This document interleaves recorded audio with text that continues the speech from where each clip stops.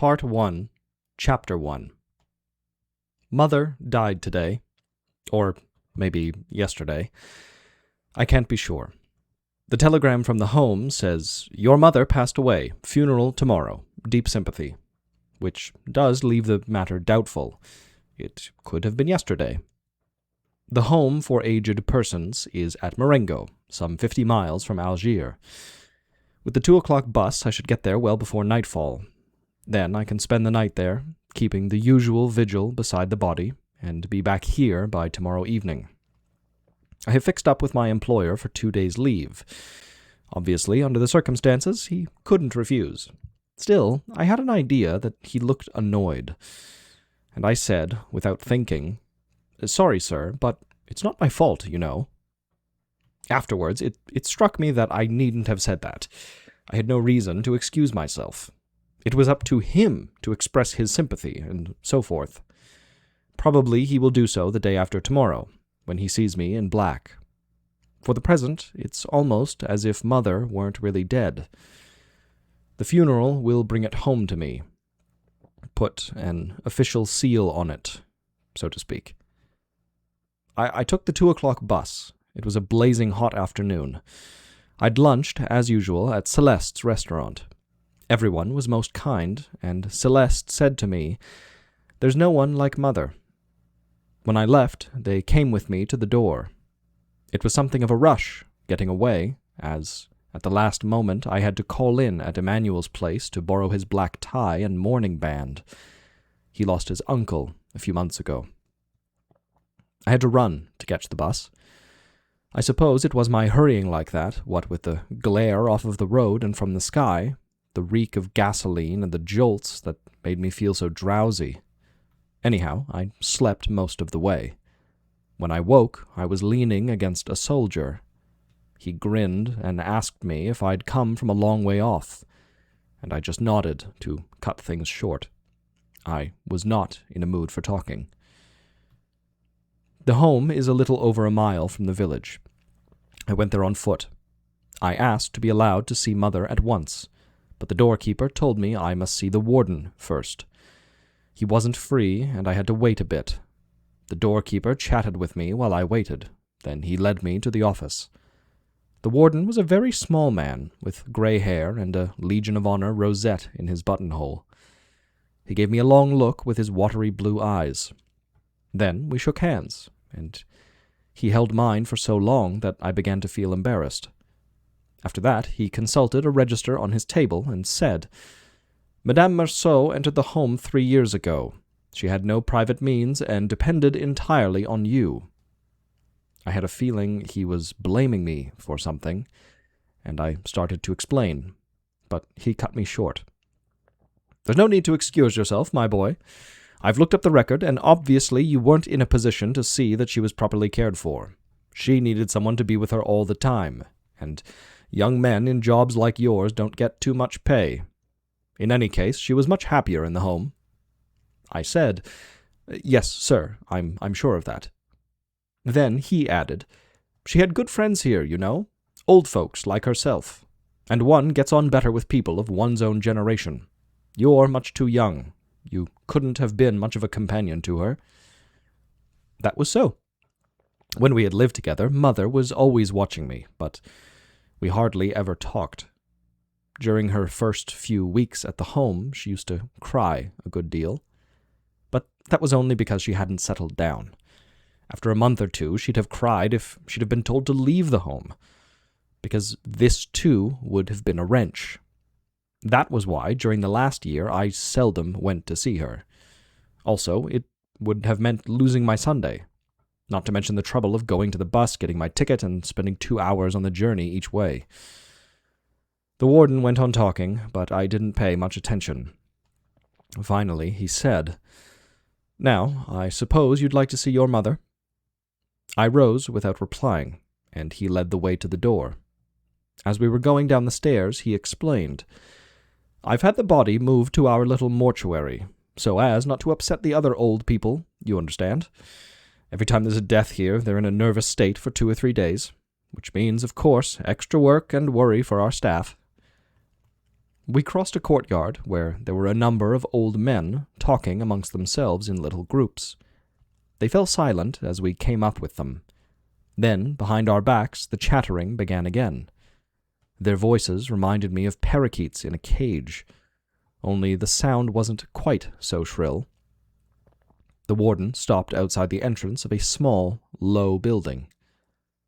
"So, here I leave you, Monsieur Merceau. If you want me for anything, you'll find me in my office. We propose to have the funeral tomorrow morning. That will enable you to spend the night beside your mother's coffin, as no doubt you would wish to do. Just one more thing. I gathered from your mother's friends that she wished to be buried with the rites of the church. I have made arrangements for this, but I thought I should let you know." I thanked him. So far as I knew, my mother, though not a professed atheist, had never given a thought to religion in her life. I entered the mortuary. It was a bright, spotlessly clean room, with whitewashed walls and a big skylight. The furniture consisted of some chairs and trestles. Two of the latter stood open in the center of the room, and the coffin rested on them. The lid was in place, but the screws had been given only a few turns, and their nickeled heads stuck out above the wood, which was stained dark walnut. An Arab woman, a nurse, I supposed, was sitting beside the bier. She was wearing a blue smock and had a rather gaudy scarf wound around her hair. Just then, the keeper came up behind me. He'd evidently been running, as he was a little out of breath. "We put the lid on, but I was told to unscrew it when you came, so that you could see her."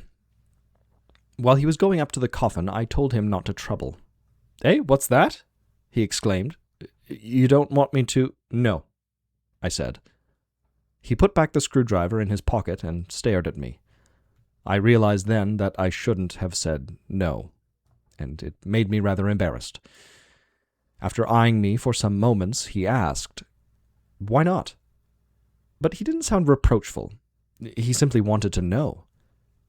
"Well, really, I couldn't say," I answered. He began twiddling his white mustache, then, without looking at me, said gently, "I understand." He was a pleasant-looking man, with blue eyes and ruddy cheeks. He drew up a chair for me near the coffin and seated himself just behind. The nurse got up and moved towards the door.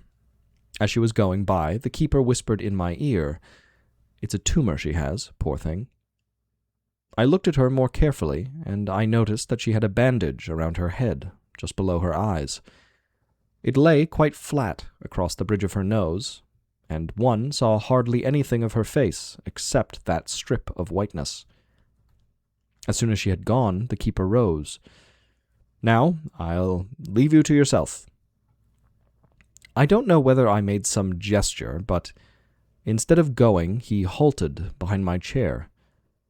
The sensation of someone posted at my back made me uncomfortable. The sun was getting low, and the whole room was flooded with a pleasant, mellow light. 2 hornets were buzzing overhead against the skylight. I was so sleepy I could hardly keep my eyes open. Without looking around, I asked the keeper how long he'd been at the home. 5 years. The answer came so pat that one could have thought he'd been expecting my question. That started him off, and he became quite chatty. If anyone had told him 10 years ago that he'd end his days as doorkeeper at a home in Marengo, he'd never have believed it. He was 64, he said, and hailed from Paris. When he said that, I broke in. "Ah, you don't come from here." I remembered then that, before taking me to the warden, he'd told me something about Mother. He'd had said she'd have to be buried mighty quickly because of the heat in these parts, especially down in the plain. At Paris, they keep the body for 3 days, sometimes 4. After that, he had mentioned that he'd spent the best part of his life in Paris, and could never manage to forget it. Here, he had said, things have to go with a rush like. You've hardly time to get used to the idea that someone's dead before you're hauled off to the funeral. "That's enough," his wife had put in. "You didn't ought to say such things to the poor young gentleman." The old fellow had blushed and begun to apologize. I told him it was quite all right. As a matter of fact, I found it rather interesting, what he'd been telling me. I hadn't thought of that before. Now he went on to say that he'd entered the home as an ordinary inmate, but he was still quite hale and hearty, and when the keeper's job fell vacant, he offered to take it on. I pointed out that, even so, he was really an inmate like the others, but he wouldn't hear of it. He was, quote, an official, like. I'd been struck before by his habit of saying they, or less often, them old folks, when referring to inmates no older than himself. Still, I could see his point of view. As doorkeeper, he had a certain standing, and some authority over the rest of them. Just then, the nurse returned. Night had fallen very quickly. All of a sudden, it seemed, the sky went black above the skylight. The keeper switched on the lamps, and I was almost blinded by the blaze of light. He suggested I should go to the refectory for dinner, but I wasn't hungry. Then he proposed bringing me a mug of café au lait. As I am very partial to café au lait, I said thanks, and a few minutes later he came back with a tray. I drank the coffee, and then I wanted a cigarette. But I wasn't sure if I should smoke under the circumstances, in Mother's presence. I thought it over. Really, it didn't seem to matter. So I offered the keeper a cigarette, and we both smoked. After a while, he started talking again.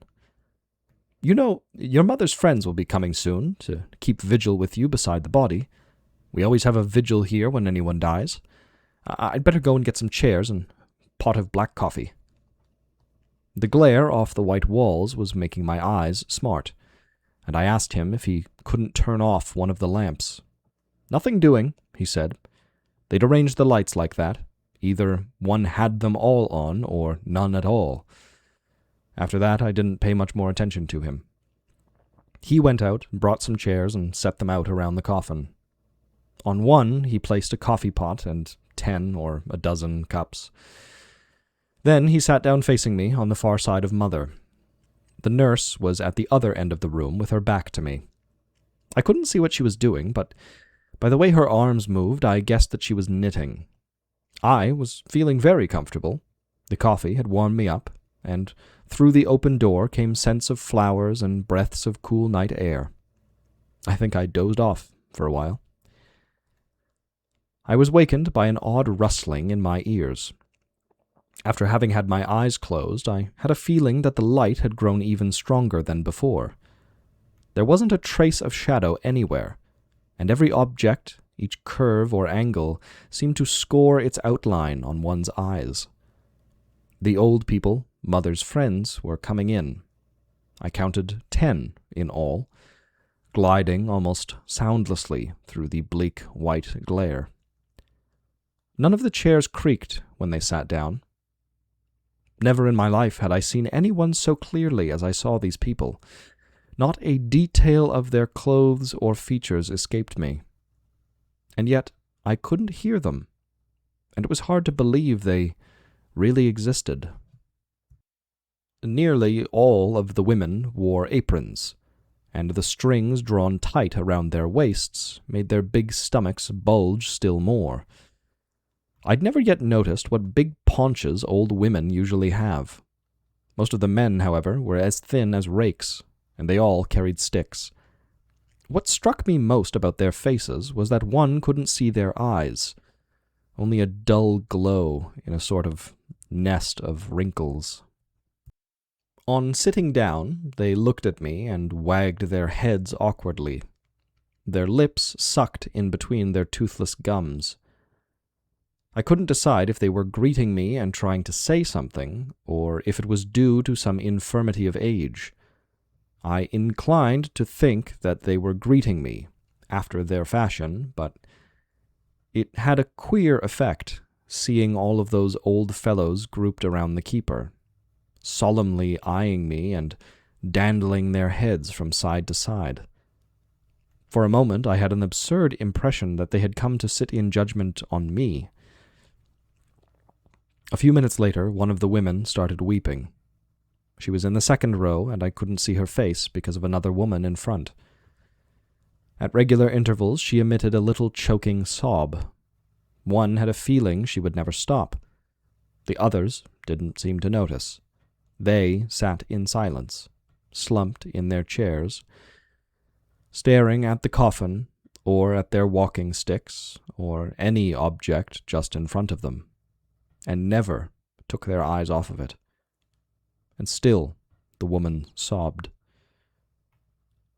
I was rather surprised, as I didn't know who she was. I wanted her to stop crying, but dared not speak to her.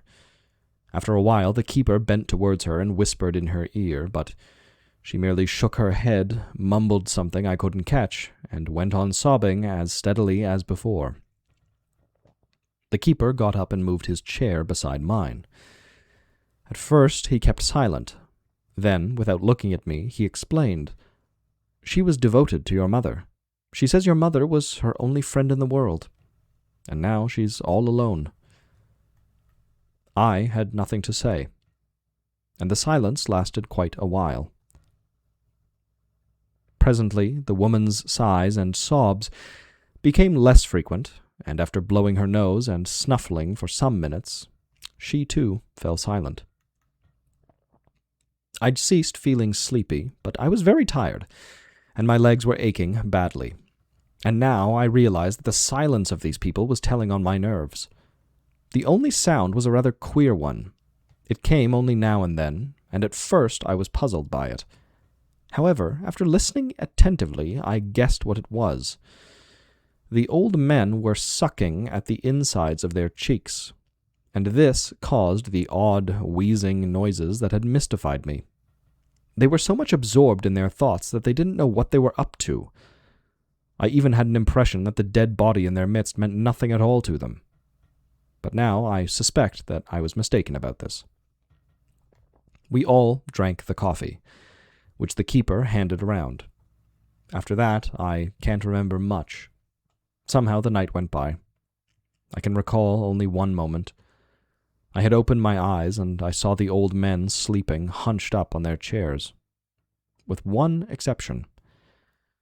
Resting his chin on his hands, clasped around his stick, he was staring hard at me, as if he had been waiting for me to wake. Then I fell asleep again. I woke up after a bit because the ache in my legs had developed into a sort of cramp. There was a glimmer of dawn above the skylight. A minute or two later, one of the old men woke up and coughed repeatedly. He spat into a big check handkerchief, and each time he spat, it sounded as if he were retching. This woke the others, and the keeper told them it was time to make a move. They all got up at once. Their faces were ashen gray after the long, uneasy vigil. To my surprise, each of them shook hands with me, as though this night together, in which we hadn't exchanged a word, had created a kind of intimacy between us. I was quite done in. The keeper took me to his room, and I tidied myself up a bit. He gave me some more white coffee, and it seemed to do me good. When I went out, the sun was up and the sky mottled red above the hills between Marengo and the sea. A morning breeze was blowing, and it has a pleasant, salty tang. There was the promise of a very fine day. I hadn't been in the country for ages, and I caught myself thinking what an agreeable walk I could have had, if it hadn't been for Mother. As it was, I waited in the courtyard under a plane tree. I sniffed the smells of the cool earth and found I wasn't sleepy anymore. Then I thought of the other fellows in the office. At this hour they'd be getting up, preparing to go to work. For me, this was always the worst hour of the day. I went on thinking like this for 10 minutes or so. Then the sound of a bell inside the building attracted my attention. I could see movements behind the windows. Then all was calm again. The sun had risen a little higher and was beginning to warm my feet. The keeper came across the yard and said the warden wished to see me. I went to his office, and he got me to sign some document. I noticed that he was in black, with pinstripe trousers. He picked up the telephone receiver and looked at me. "The undertaker's men arrived some moments ago, and they will be going to the mortuary to screw down the coffin. Shall I tell them to wait, for you to have a last glimpse of your mother?" "No," I said. He spoke into the receiver, lowering his voice. That's all right, Fizek. Tell the men to go there now. He then informed me that he was going to attend the funeral. I thanked him. Sitting down behind his desk, he crossed his short legs and leaned back. Besides the nurse on duty, he told me, he and I would be the only mourners at the funeral. It was a rule of the home that inmates shouldn't attend funerals, though there was no objection to letting some of them sit up beside the coffin the night before. It's for their own sakes, he explained, to spare their feelings. But in this particular instance, I've given permission to an old friend of your mother to come with us. His name is Thomas Perez. The warden smiled. It's a rather touching little story in its way. He and your mother had become almost inseparable. The other old people used to tease Perez about having a fiancée. When are you going to marry her? They'd ask. He'd turn it with a laugh. It was a standing joke, in fact. So, as you can guess, he feels very badly about your mother's death. I thought I couldn't decently refuse him permission to attend the funeral, but on our medical officer's advice, I forbade him to sit up beside the body last night. For some time, we sat there without speaking. Then the warden got up and went to the window. Presently, he said, "Ah, there's the padre from Marengo. He's a bit ahead of time." He warned me that it would take us a good 3/4 of an hour walking to the church, which was in the village. Then we went downstairs. The priest was waiting just outside the mortuary door. With him were 2 acolytes, one of whom had a censer. The priest was stooping over him, adjusting the length of the silver chain on which it hung. When he saw us, he straightened up and said a few words to me, addressing me as my son. Then he led the way into the mortuary. I noticed at once that 4 men in black were standing behind the coffin, and the screws in the lid had now been driven home. At the same moment I heard the warden remark that the hearse had arrived, and the priest starting his prayers. Then everybody made a move. Holding a strip of black cloth, the 4 men approached the coffin, while the priest, the boys, and myself filed out. A lady I hadn't seen before was standing by the door. "This is Monsieur Merceau," the warden said to her. I didn't catch her name, but I gathered she was a nursing sister attached to the home. When I was introduced, she bowed without the trace of a smile on her long, gaunt face. We stood aside from the doorway to let the coffin by. Then, following the bearers down a corridor, we came to the front entrance, where a hearse was waiting. Oblong, glossy, varnished black all over, it vaguely reminded me of the pen trays in the office. Beside the hearse stood a quaintly dressed little man, whose duty it was, I understood, to supervise the funeral, as a sort of master of ceremonies. Near him, looking constrained, almost bashful, was old M. Perez, my mother's special friend. He wore a soft felt hat with a pudding basin crown and a very wide brim. He whisked it off the moment the coffin emerged from the doorway. Trousers that concertinaed on his shoes, a black tie much too small for his high, white double collar. Under a bulbous, pimply nose, his lips were trembling. But what caught my attention most was his ears, pendulous, scarlet ears that showed up like blobs of sealing wax on the pallor of his cheeks, and were framed in wisps of silky white hair. The undertaker's factotum shepherded us to our places, with the priest in front of the hearse and the 4 men in black on either side of it. The warden and myself came next, and bringing up the rear, old Perez and the nurse. The sky was already a blaze of light, and the air stoking up rapidly. I felt the first waves of heat lapping my back, and my dark suit made things worse. I couldn't imagine why we waited so long for getting under way. Old Perez, who had put on his hat, took it off again. I had turned slightly in his direction and was looking at him when the warden started telling me more about him. I remember his saying that old Perez and my mother used to often have a longish stroll together in the cool of the evening. Sometimes they went as far as the village, accompanied by a nurse, of course. I looked at the countryside, at the long lines of cypresses sloping up towards the skyline and the hills, the hot red soil dappled with vivid green, and here and there a lonely house sharply outlined against the light. And I could understand Mother's feelings. Evenings in these parts must be a sort of mournful solace. Now, in the full glare of the morning sun, with everything shimmering in the heat haze, there was something inhuman, discouraging about this landscape. At last we made a move. Only then I noticed that Perez had a slight limp. The old chap steadily lost ground as the hearse gained speed. One of the men beside it, too, fell back and drew level with me. I was surprised to see how quickly the sun was climbing up the sky, and just then it struck me that for quite a while the air had been throbbing with the hum of insects and the rustle of grass warming up. Sweat was running down my face. As I had no hat, I tried to fan myself with my handkerchief. The undertaker's man turned to me and said something that I didn't catch. At that same time he wiped the crown of his head with a handkerchief that he held in his left hand, while with his right he tilted up his hat. I asked him what he'd said. He pointed upwards. "Sun's pretty bad today, ain't it?" "Yes," I said. After a while he asked, "Is it your mother we're burying?" "Yes," I said again. "What was her age?" "Well, she was getting on." As a matter of fact, I didn't know exactly how old she was. After that, he kept silent.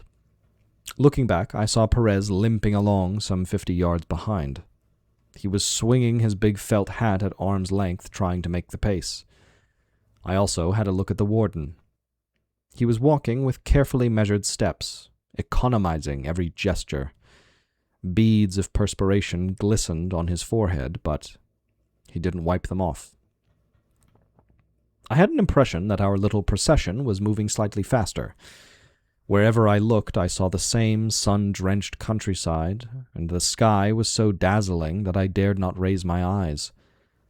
Presently we struck a patch of freshly tarred road. A shimmer of heat played over it, and one's feet squelched at each step, leaving bright black gashes. In front, the coachman's glossy black hat looked like a lump of the same sticky substance, poised above the hearse. It gave one a queer, dreamlike impression, that blue-white glare overhead and all of this blackness around one. The sleek black of the hearse, the dull black of the men's clothes, and the silvery black gashes in the road. And then there were the smells of hot leather and horse dung from the hearse, veined with whiffs of incense smoke. What with these and the hangover from a poor night's sleep, I found my eyes and thoughts growing blurred. I looked back again. Perez seemed very far away now, almost hidden by the heat haze. Then, abruptly, he disappeared altogether. After puzzling over it for a bit, I guessed that he had turned off the road into the fields. Then I noticed that there was a bend of the road a little way ahead. Obviously, Perez, who knew the district well, had taken a shortcut, so as to catch up with us. He rejoined us soon after we were around the bend, then began to lose ground again. He took another shortcut and met us again further on. In fact, this happened several times during the next half hour. But soon I lost interest in his movements. My temples were throbbing, and I could hardly drag myself along. After that, everything went with a rush, and also with such precision and matter-of-factness that I remember hardly any details. Except that when we were on the outskirts of the village, the nurse said something to me. Her voice took me by surprise. It didn't match her face at all. It was musical and slightly tremulous. What she said was, "If you go too slowly, there's the risk of a heat stroke, but if you go too fast, you perspire, and the cold air in the church gives you a chill." I saw her point. Either way, one was in for it. Some other memories of the funeral have stuck in my mind. The old boy's face, for instance, when he caught up with us for the last time, just outside the village. His eyes were streaming with tears, of exhaustion or distress, or both together. But because of the wrinkles, they couldn't flow down. They spread out, crisscrossed, and formed a smooth gloss on the old worn face. And I can remember the look of the church, the villagers in the street, the red geraniums on the graves, Perez's fainting fit. He crumpled up like a rag doll. The tawny red earth pattering on Mother's coffin, the bits of white roots mixed up with it. Then more people, voices, the wait outside of a cafe for the bus, the rumble of the engine, and my little thrill of pleasure when we entered the first brightly lit streets of Algiers. And I pictured myself going straight to bed and sleeping 12 hours at a stretch. Chapter 2. On waking, I understood why my employer had looked rather cross when I asked for my 2 days off. It's a Saturday today. I hadn't thought of this at the time. It only struck me when I was getting out of bed. Obviously, he had seen that it would mean my getting 4 days' holiday straight off, and one couldn't expect him to like that. Still, for one thing, it wasn't my fault if Mother was buried yesterday and not today. And then again, I'd have had my Saturday and Sunday off in any case.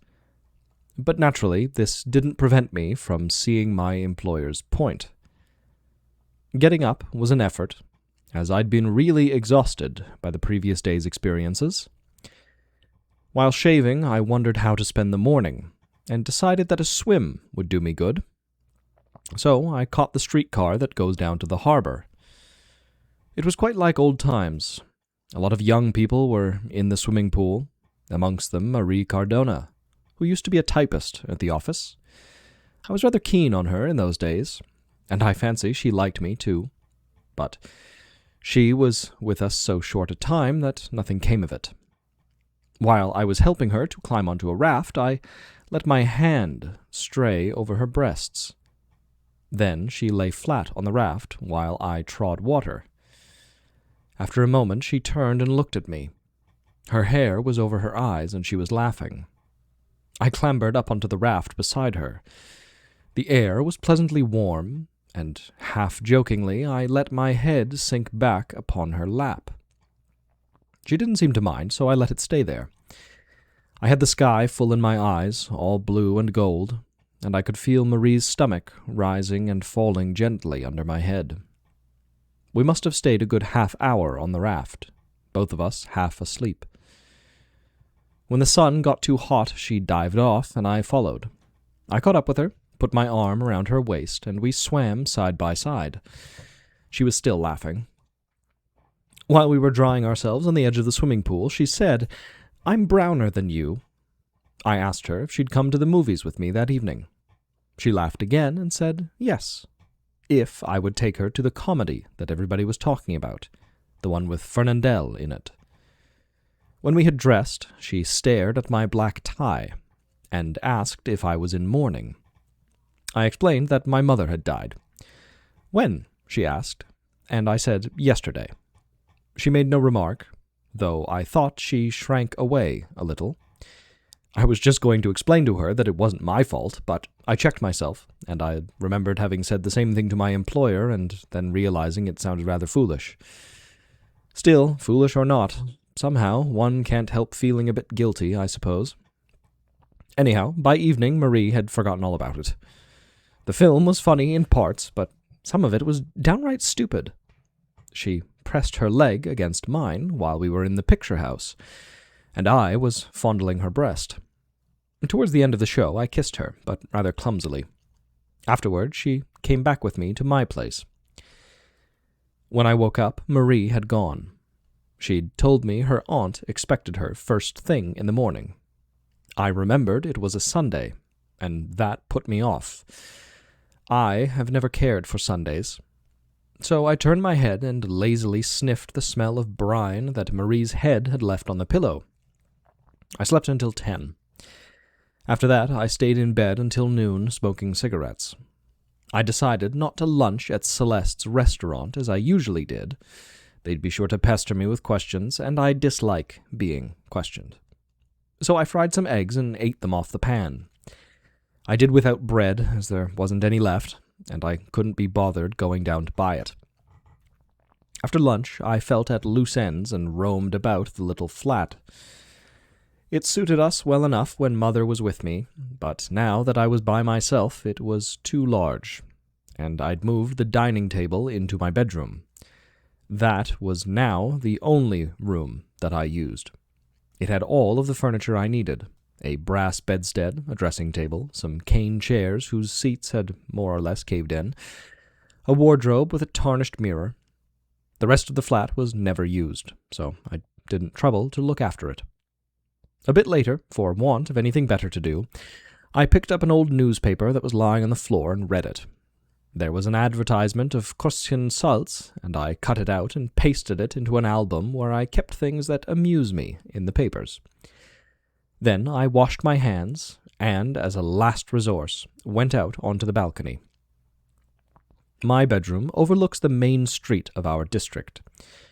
Though it was a fine afternoon, the paving blocks were black and glistening. What few people were about seemed in an absurd hurry. First of all, there came a family, going for their Sunday afternoon walk. 2 small boys in sailor suits with short trousers hardly down to their knees, and looking rather uneasy in their Sunday best. Then a little girl with a big pink bow and black patent leather shoes. Behind them was their mother, an enormously fat woman in a brown silk dress, and their father, a dapper little man, whom I knew by sight. He had a straw hat, a walking stick, and a butterfly tie. Seeing him beside his wife, I understood why people said he came of a good family and had married beneath him. Next came a group of young fellows, the local bloods, with sleek oiled hair, red ties, coats cut very tight at the waist, braided pockets, and square-toed shoes. I guessed they were going to one of the big theaters in the center of the town. That was why they had started out so early and were hurrying to the streetcar stop, laughing and talking at the top of their voices. After they had passed, the street gradually emptied.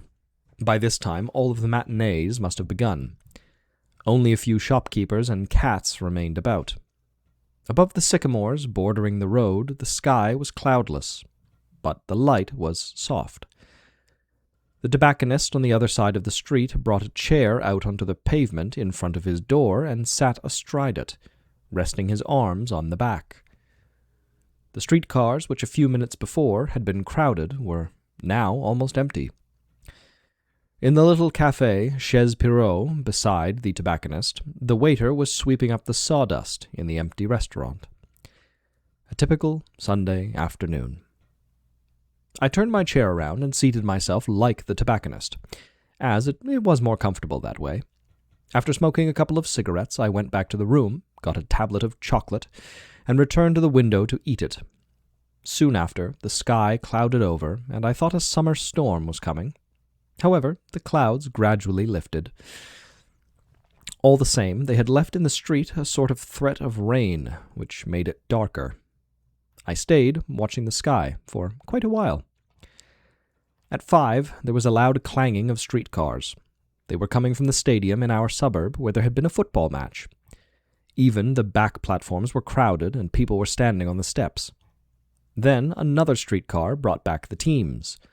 I knew they were the players by the little suitcase that each man carried. They were bawling out their team song, "Keep the ball rolling, boys." One of them looked up at me and shouted, "We licked them!" I waved my hand back and called, "Good work." From now on, there was a steady stream of private cars. The sky had changed again. A reddish glow was spreading up beyond the housetops. As dusk set in, the street grew more crowded. People were returning from their walks, and I noticed the little dapper man with the fat wife amongst the passers-by. Children were whimpering and trailing wearily after their parents. After some minutes, the local picture houses disgorged their audiences. I noticed that the young fellows coming from them were taking longer strides and gesturing more vigorously than at ordinary times. Doubtless the picture they had seen was of the Wild West variety.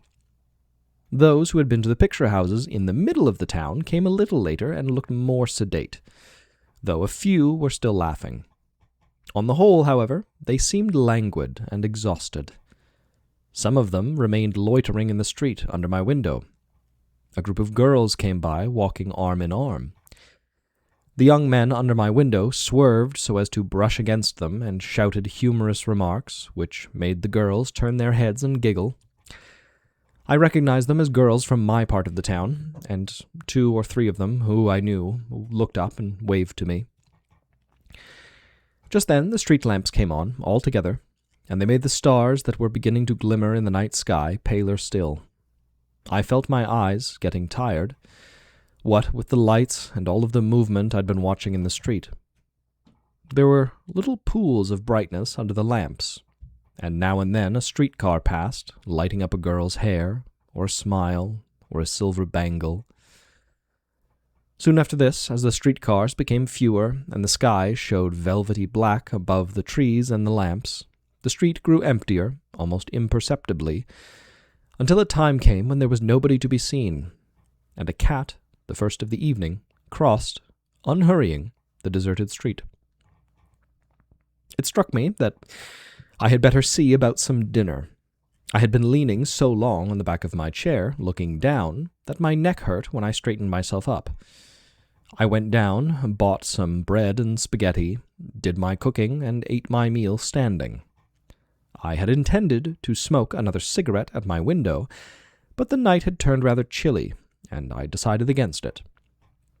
As I was coming back after shutting the window, I glanced at the mirror and saw reflected in it a corner of my table with my spirit lamp and some bits of bread beside it. It occurred to me that somehow I'd got through another Sunday, that Mother was now buried, and tomorrow I'd be going back to work as usual. Really, nothing in my life had changed. Chapter 3. I had a busy morning in the office. My employer was in good humor. He even inquired if I wasn't too tired, and followed it up by asking what my mother's age was. I thought a bit, then answered round about 60, as I didn't want to make a blunder, at which he looked relieved. Why, I can't imagine, and seemed to think that that closed the matter. There was a pile of bills of lading waiting on my desk, and I had to go through them all. Before leaving for lunch, I washed my hands. I always enjoyed doing this at midday. In the evening it was less pleasant, as the roller towel, after being used by so many people, was sopping wet. I once brought this to my employer's notice. It was regrettable, he agreed, but to his mind a mere detail. I left the office building a little later than usual, at 12:30, with Emmanuel, who works in the forwarding department. Our building overlooks the sea, and we paused for a moment on the steps to look at the shipping in the harbor. The sun was scorching hot. Just then a big truck came up, with a din of chains and backfires from the engine, and Emmanuel suggested we should try to jump it. I started to run. The truck was well away, and we had to chase it for quite a distance. What with the heat and the noise from the engine, I felt half dazed. All I was conscious of was our mad rush along the waterfront, amongst cranes and winches, with dark hulls of ships alongside and masts swaying in the offing. I was the first to catch up with the truck. I took a flying jump, landed safely, and helped Emmanuel to scramble in beside me. We were, both of us, out of breath, and the bumps of the truck on the roughly laid cobbles made things worse. Emmanuel chuckled and panted in my ear, "We've made it." By the time we reached Celeste's restaurant, we were dripping with sweat. Celeste was at his usual place beside the entrance, with his apron bulging on his paunch, his white mustache well to the fore. When he saw me, he was sympathetic and hoped I wasn't feeling too badly. I said no, but I was extremely hungry. I ate very quickly and had some coffee to finish up. Then I went to my place and took a short nap, as I'd drunk a glass of wine too many. When I woke, I smoked a cigarette before getting off my bed. I was a bit late and had to run for the streetcar. The office was stifling, and I was kept hard at it all the afternoon. So it came as a relief when we closed down and I was strolling slowly along the wharves in the coolness. The sky was green, and it was pleasant to be out of doors after the stuffy office. However, I went straight home, as I had to put some potatoes on to boil. The hall was dark, and when I was starting up the stairs, I almost bumped into old Salamano, who lived on the same floor as I. As usual, he had his dog with him. For 8 years, the two had been inseparable. Salamano's spaniel is an ugly brute, afflicted with some skin disease, mange, I suspect. Anyhow, it has lost all of its hair, and its body is covered with brown scabs. Perhaps through living in one small room, cooped up with his dog, Salamano has come to resemble it. His towy hair has gone very thin, and he has reddish blotches on his face. And the dog has developed something of its master's queer, hunched-up gait. It always has its muzzle stretched far forward, and its nose to the ground. But, oddly enough, though so much alike, they detest each other. Twice a day, at 11 and 6, the old fellow takes his dog for a walk, and for 8 years that walk has never varied. You can see them in the Rue de Lyon, the dog pulling his master along as hard as he can, till finally the old chap misses a step and nearly falls. Then he beats his dog and calls it names. The dog cowers and lags behind, and it is his master's turn to drag him along. Presently the dog forgets, starts tugging at the leash again, gets another hiding and more abuse. Then they halt on the pavement, the pair of them, and they glare at each other. The dog with terror and the man with hatred in his eyes. Every time they're out, this happens. When the dog wants to stop at a lamp-post, the old boy won't let him, and drags him on, and the wretched spaniel leaves behind him a trail of little drops.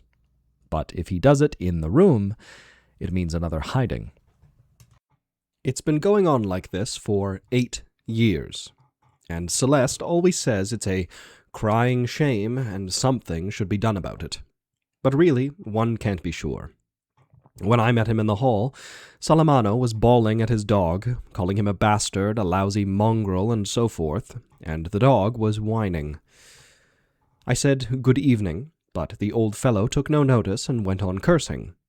So I thought I'd ask him what the dog had done. Again, he didn't answer, but went on shouting, "You bloody cur," and the rest of it. I couldn't see very clearly, but he seemed to be fixing something on the dog's collar. I raised my voice a little, and without looking around, he mumbled a sort of suppressed fury. "He's always in the way, blast him!" Then he started up the stairs, but the dog tried to resist, and flattened itself out on the floor, so he had to haul it up on the leash, step by step. Just then, another man who lives on my floor came in from the street. The general idea hereabouts is that he's a pimp, but if you ask him what his job is, he says he's a warehouseman. One thing is sure, he isn't popular in our street. Still, he often has a word for me, and drops in sometimes for a short talk in my room, because I listen to him. As a matter of fact, I find what he says quite interesting. So, really, I've no reason for freezing him off. His name is Santé, Raymond Santé. He's short and thick-set, has a nose like a boxer's, and always dresses very sprucely. He, too, once said to me, referring to Salamano, that it was a damned shame, and asked me if I wasn't disgusted by the way the old man served his dog. I answered, no. We went up the stairs together, Santé and I, and when I was turning in at my door, he said, "Look here, how about having some grub with me? I've a black pudding and some wine." It struck me that this would save my having to cook my dinner, so I said, "Thanks very much." He, too, has only one room, and a little kitchen without a window. I saw a pink and white plaster angel above his bed, and some photos of sporting champions and naked girls pinned to the opposite wall. The bed hadn't been made, and the room was dirty. He began by lighting a paraffin lamp, then fumbled in his pocket and produced a rather grimy bandage which he wrapped around his right hand. I asked him what the trouble was. He told me he'd been having a rough house with a fellow who'd annoyed him. "I'm not one who looks for trouble," he explained. "Only I'm a bit short-tempered. That fellow said to me, challenging-like, 'Come down off that streetcar if you're a man.' I says, 'You keep quiet. I ain't done nothing to you.' Then he said I hadn't any guts. Well, that settled it. I got down off the streetcar and I said to him, 'You better keep your mouth shut or I'll shut it for you.' 'I'd like to see you try,' says he. Then I gave him one across the face and I laid him out good and proper. After a bit I started to help him get up, but all he did was to kick at me from where he lay. So I gave him one with my knee and a couple more swipes. He was bleeding like a pig when I'd done with him. I asked him if he'd had enough, and he said yes." Santé was busy fixing his bandage while he talked, and I was sitting on the bed. "So you see," he said, "it wasn't my fault. He was asking for it, wasn't he?" I nodded, and he added, "As a matter of fact, I rather want to ask your advice about something. It's connected with this business. You've knocked about the world a bit, and I dare say you can help me. And then I'll be your pal for life. I never forget anyone who does me a good turn." When I made no comment, he asked me if I'd like us to be pals. I replied that I had no objection, and that appeared to satisfy him. He got out the black pudding, cooked it in a frying pan, then laid the table, putting out 2 bottles of wine. While he was doing this, he didn't speak. We started dinner, and then he began telling me the whole story, hesitating a bit at first. "There's a girl behind it, as usual. We slept together pretty regular. I was keeping her, as a matter of fact, and she cost me a tidy sum. That fellow I knocked down is her brother." Noticing that I said nothing, he added that he knew what the neighbors said about him, but it was a filthy lie. He had his principles like everybody else, and a job in a warehouse. "Well," he said, "to go on with my story, I found out one day that she was letting me down. He gave her enough money to keep her going without extravagance, though. He paid the rent of her room and 20 francs a day for food. 300 francs for rent and 600 for her grub, and a little present thrown in now and then, and a pair of stockings or whatnot. Say 1,000 francs a month. But that wasn't enough for my fine lady. She was always grumbling that she couldn't make both ends meet with what I gave her. So one day I says to her, 'Look here, why not get a job for a few hours a day? That'd make things easier for me, too. I bought you a new dress this month. I pay your rent and give you 20 francs a day. But you go and waste your money at the cafe with a pack of girls. You give them coffee and sugar. And of course, the money comes out of my pocket. I treat you on the square, and that's how you pay me back.' But she wouldn't hear of working, and though she kept on saying she couldn't make do with what I gave her, then one day I found out she was doing me dirt." He went on to explain that he'd found a lottery ticket in her bag, and when he'd asked where the money come from to buy it, she wouldn't tell him. Then, another time, he'd found a pawn ticket for 2 bracelets that he'd never set eyes on. So, I knew there was dirty work going on, and I told her I'd have nothing more to do with her. But first I gave her a good hiding, and I told her some home truths.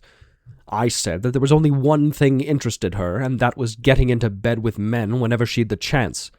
And I warned her straight, "You'll be sorry one day, my girl, and wish you got me back. All the girls in the street, they're jealous of your luck in having me to keep you." He had beaten her until the blood came. Before that, he had never beaten her. Well, not hard, anyhow, only affectionately like. She'd howl a bit, and I had to shut the window. Then, of course, it ended as per usual. But this time, I'm done with her. Only to my mind, I ain't punished her enough. See what I mean? He explained that it was about this that he wanted my advice. The lamp was smoking, and he stopped pacing up and down the room to lower the wick. I just listened without speaking. I'd had a whole bottle of wine to myself, and my head was buzzing. As I'd used up my cigarettes, I was smoking Raymond's. Some late streetcars passed, and the last noises of the street died off with them.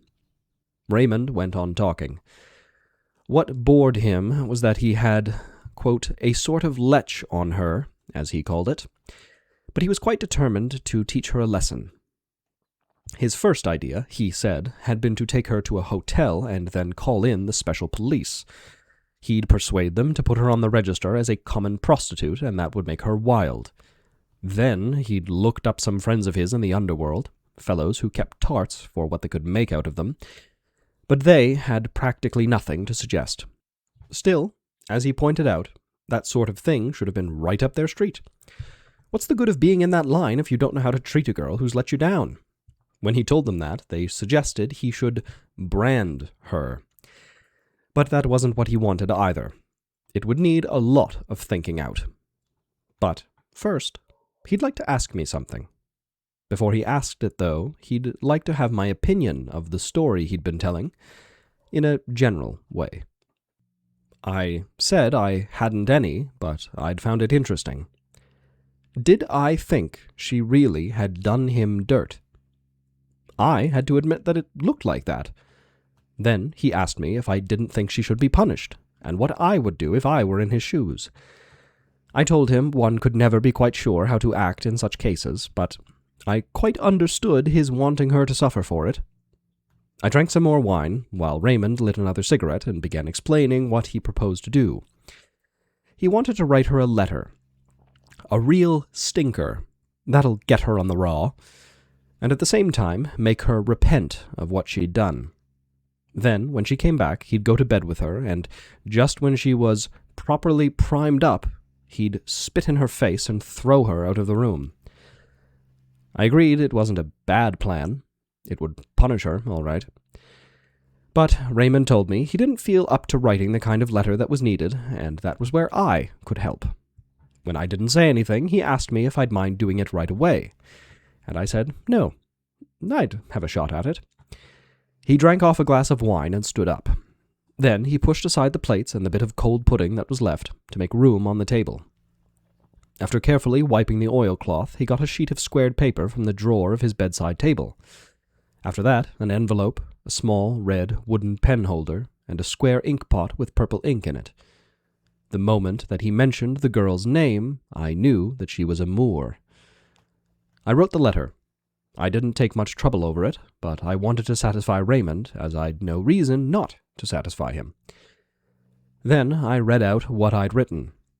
Puffing at his cigarette, he listened, nodding now and then. "Read it again, please," he said. He seemed delighted. "That's the stuff," he chuckled.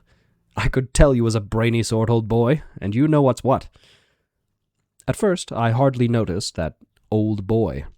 It came back to me when he slapped me on the shoulder and said, "So now we're pals, ain't we?" I kept silence, and he said it again. I didn't care one way or the other, but as he seemed so set on it, I nodded and said yes. He put the letter into the envelope, and we finished off the wine. Then both of us smoked for some minutes without speaking. The street was quite quiet, except when now and again a car passed. Finally, I remarked that it was getting late, and Raymond agreed. "Time's gone mighty fast this evening," he added, and in a way that was true. I wanted to be in bed, only it was such an effort making a move. I must have looked tired, for Raymond said to me, "You mustn't let things get you down." At first I didn't catch his meaning. Then he explained that he had heard of my mother's death. Anyhow, he said, that was something bound to happen one day or another. I appreciated that, and I told him so. When I rose, Raymond shook hands very warmly, remarking that men always understood each other.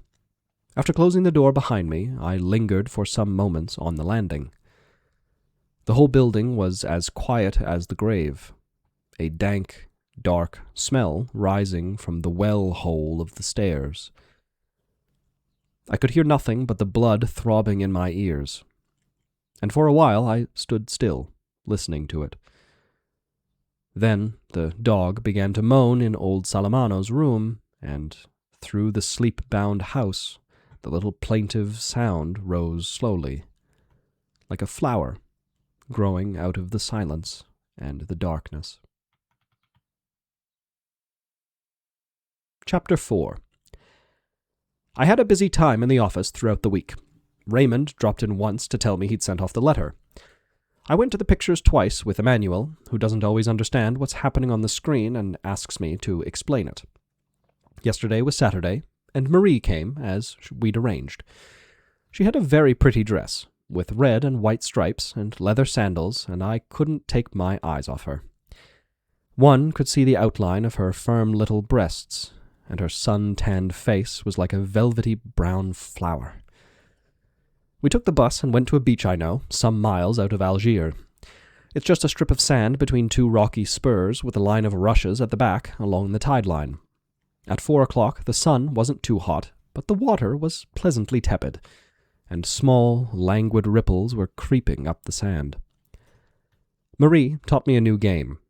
The idea was, while one swam, to suck in the spray off of the waves, and, when one's mouth was full of foam, to lie on one's back and spout it out against the sky. It made a sort of frothy haze that melted into the air, or fell back in a warm shower on one's cheeks. But very soon my mouth was smarting with all of the salt I'd drawn in. Then Marie came up and hugged me in the water and pressed her mouth to mine. Her tongue cooled my lips, and we let the waves roll us about for a minute or two before swimming back to the beach. When we had finished dressing, Marie looked hard at me. Her eyes were sparkling. I kissed her. After that, neither of us spoke for quite a while. I pressed her to my side as we scrambled up the foreshore. Both of us were in a hurry to catch the bus, get back to my place, and tumble onto the bed. I'd left my window open, and it was pleasant to feel the cool night air flowing over our sunburned bodies. Marie said she was free next morning, so I proposed she should have luncheon with me. She agreed, and I went down to buy some meat. On my way back, I heard a woman's voice in Raymond's room. A little later, old Salamano started grumbling at his dog, and presently there was a sound of boots and paws on the wooden stairs. Then, "Filthy brute, get on, you cur!" and the two of them went out into the street. I told Marie about the old man's habits, and it made her laugh. She was wearing one of my pajama suits and had the sleeves rolled up. When she laughed, I wanted her again. A moment later, she asked me if I loved her. I said that sort of question had no meaning, really, but I supposed that I didn't.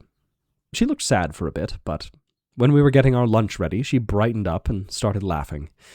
And when she laughs, I always want to kiss her. It was just then that the row started in Raymond's room. First, we heard a woman saying something in a high-pitched voice. Then Raymond bawling at her, "You let me down, you bitch! I'll learn you to let me down!" There came some thuds, then a piercing scream. It made one's blood run cold. And in a moment there was a crowd of people on the landing. Marie and I went to see. The woman was still screaming, and Raymond still knocking her about. Marie said, "Wasn't it horrible?" I didn't answer anything. Then she asked me to go and fetch a policeman, but I told her I didn't like policemen. However, one turned up presently. The lodger on the second floor, a plumber, came up with him. When he banged on the door, the noise stopped inside the room. He knocked again, and after a moment the woman started crying, and Raymond opened the door. He had a cigarette dangling from his underlip and a rather sickly smile.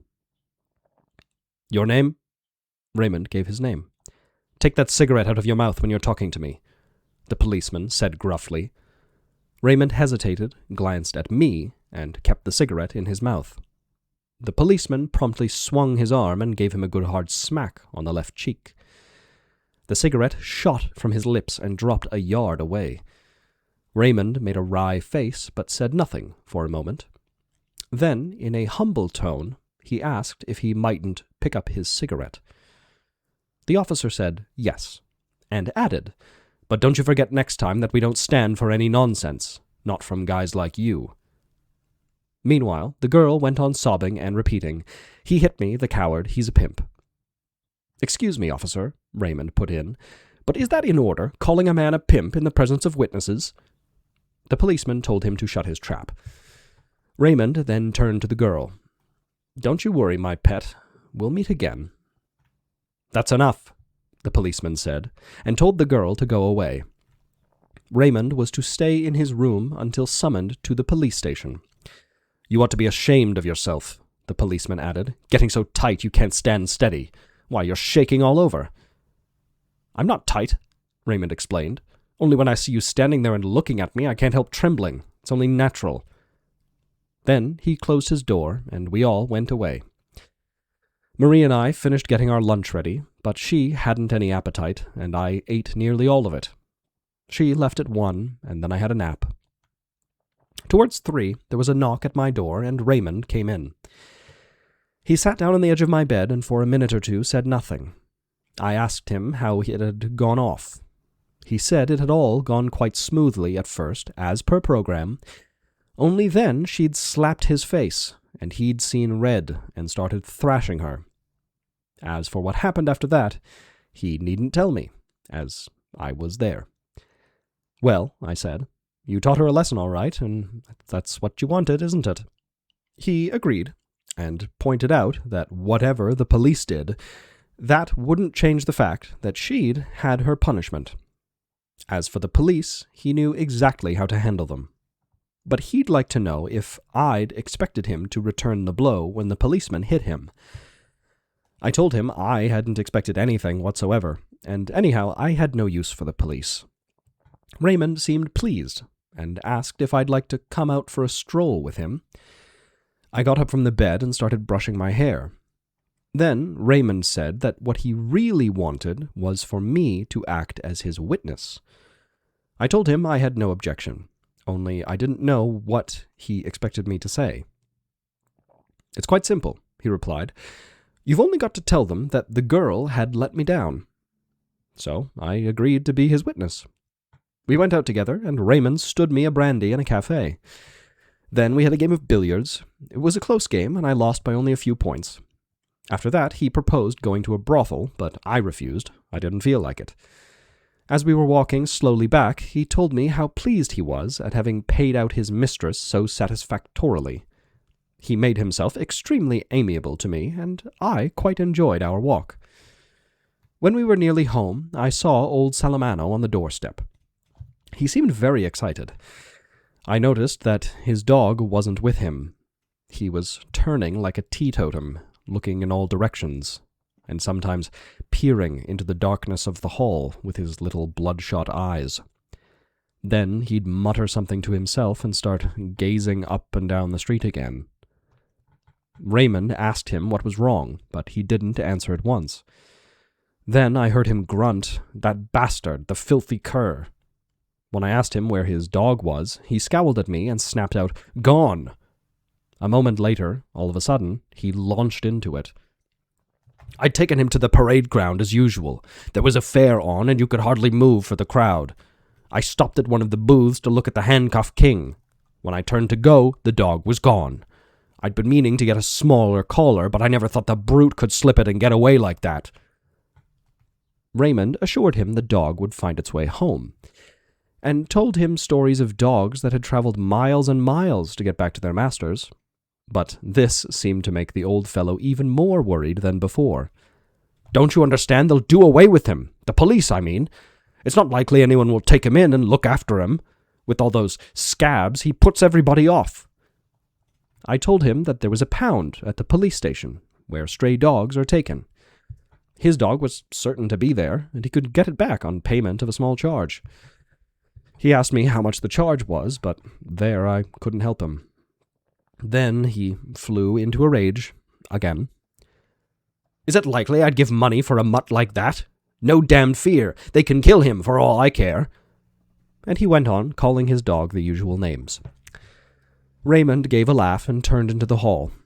I followed him upstairs, and we parted on the landing. A minute or two later, I heard Salamano's footsteps and a knock on my door. When I opened it, he halted for a moment in the doorway. "Excuse me, I hope I'm not disturbing you." I asked him in, but he shook his head. He was staring at his toe caps, and the gnarled old hands were trembling.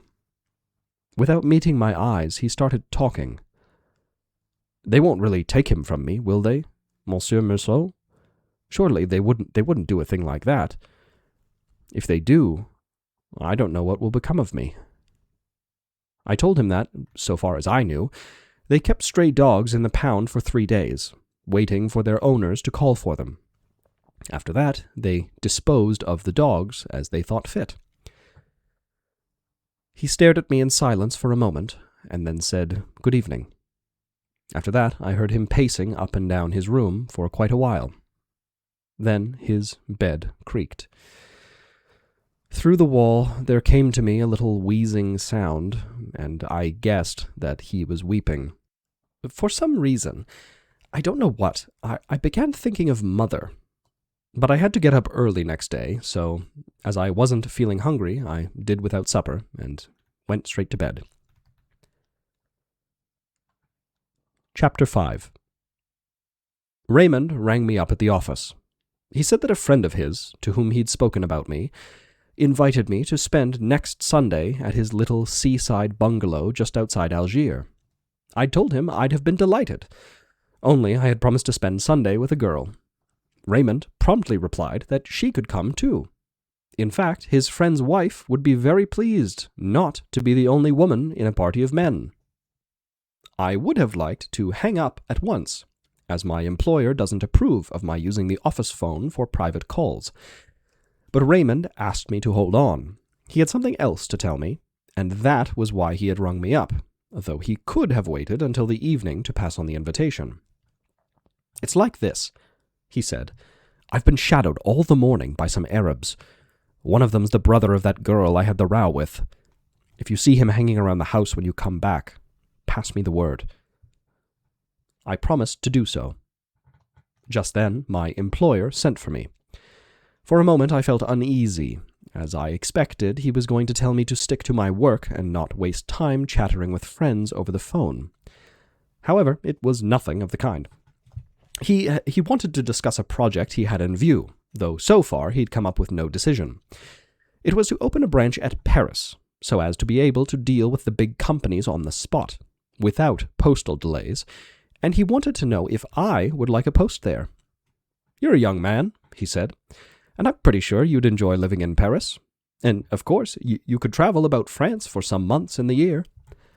I told him I was quite prepared to go, but really I didn't care much one way or the other. He then asked if a, quote, change of life, as he called it, did not appeal to me, and I answered that one never changed his way of life. One life was as good as another, and my present one suited me quite well. At this he looked rather hurt, and told me that I always shilly-shallied, and that I lacked ambition, a grave defect to his mind when one was in business. I returned to my work. I'd have preferred not to vex him, but I saw no reason for changing my life. By and large, it wasn't an unpleasant one. As a student, I'd had plenty of ambition of the kind that he meant, but when I had to drop my studies, I very soon realized all of that was pretty futile. Marie came that evening and asked me if I would marry her. I said I didn't mind. If she was keen on it, we could get married. Then she asked me again if I loved her. I replied, much as before, that her question meant nothing, or next to nothing, but I supposed I didn't. "If that's how you feel," she said, "why marry me?" I explained that it had no importance really, but if it would give her pleasure, we could get married right away. I pointed out that anyhow the suggestion came from her. As for me, I'd merely said yes. Then she remarked that marriage was a serious matter, to which I answered no. She kept silent after that, staring at me in a curious way. Then she asked, "Suppose another girl had asked you to marry her? I mean, a girl you liked in the same way as you like me. Would you have said yes to her, too?" "Naturally." Then she said she wondered if she really loved me or not. I, of course, couldn't enlighten her as to that. And after another silence, she murmured something about my being a queer fellow. "And I dare say that's why I love you," she added.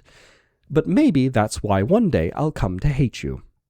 to which I had nothing to say, so I said nothing. She thought for a bit, then started smiling, and, taking my arm, repeated that she was in earnest. She really wanted to marry me. "All right," I answered. "We'll get married whenever you like." I then mentioned the proposal made by my employer, and Marie said she'd love to go to Paris. When I told her I'd lived in Paris for a while, she asked me what it was like. A dingy sort of town, to my mind. Masses of pigeons and dark courtyards, and the people have washed-out white faces. Then we went for a walk all the way across the town by the main streets.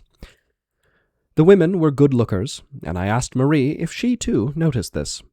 She said yes, and that she saw what I meant. After that, we said nothing for some minutes. However, as I didn't want her to leave me, I suggested we should dine together at Celeste's. She'd have loved to dine with me, she said, only she was booked up for the evening. We were near my place, and I said, "Au revoir, then." She looked me in the eyes. "Don't you want to know what I'm doing this evening?" I did want to know, but I hadn't thought of asking her, and I guessed she was making a grievance of it. I must have looked embarrassed, for suddenly she started laughing and bent towards me, pouting her lips for a kiss. I went by myself to Celeste's. When I had just started my dinner, an odd-looking little woman came in and asked if she might sit at my table. Of course she might. She had a chubby face like a ripe apple, bright eyes, and moved in a curiously jerky way as if she were on wires. After taking off her close-fitting jacket, she sat down and started studying the bill of fare with a sort of rapt attention. Then she called Celeste and gave her order, very fast but quite distinctly. One didn't lose a word. While waiting for the hors d'oeuvre, she opened her bag, took out a slip of paper and a pencil, and added up the bill in advance. Diving into her bag again, she produced a purse, and took from it the exact sum, plus a small tip, and placed it on the cloth in front of her. Just then the waiter brought the hors d'oeuvre, which she proceeded to wolf down voraciously. While waiting for the next course, she produced another pencil, this time a blue one, from her bag, and the radio magazine for the coming week, and started making ticks against almost all the items of the daily programs. There were 12 pages in the magazine, and she continued studying them closely throughout the meal. When I'd finished mine, she was still ticking off items with the same meticulous attention. Then she rose, put on her jacket again with the same abrupt, robot-like gestures, and walked briskly out of the restaurant.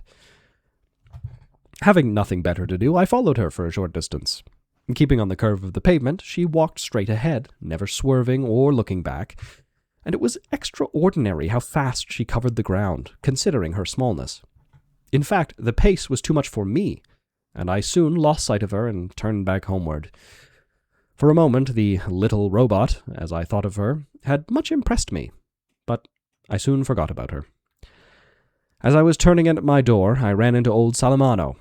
I asked him into my room, and he informed me that his dog was definitely lost. He had been to the pound to inquire, but it wasn't there, and the staff told him that it had probably been run over. When he asked them whether it was any use inquiring about it at the police station, they said the police had more important things to attend to than keeping records of stray dogs run over in the streets. I suggested he should get another dog, but reasonably enough, he pointed out that he'd become used to this one, and it wouldn't be the same thing.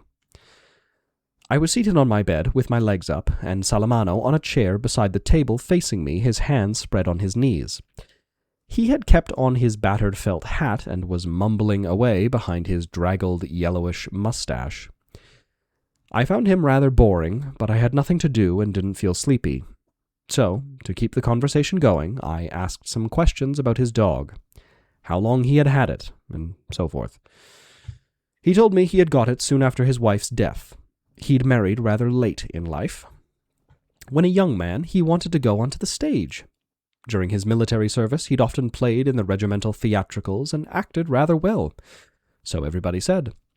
However, finally, he had taken a job in the railway, and he didn't regret it, as now he had a small pension. He and his wife had never hit it off very well, but they got used to each other, and when she died, he felt lonely. One of his mates on the railway, whose bitch had just had pups, had offered him one, and he had taken it as a companion. He'd had to feed it from the bottle at first, but as a dog's life is shorter than a man's, they had grown old together, so to speak. He was a cantankerous brute, Salamano said. Now and then we had some proper set-tos, he and I, but he was a good mutt all the same. I said he looked well-bred, and that evidently pleased the old man. Ah, but you should have seen him before his illness, he said. He had a wonderful coat. In fact, that was his best point, really. I tried hard to cure him. Every mortal night after he got that skin disease, I rubbed an ointment in. But his real trouble was old age, and there's no curing that. Just then I'd yawned, and the old man said he'd better make a move. I told him he could stay, that I was sorry about what happened to his dog. He thanked me and mentioned that my mother had been very fond of his dog.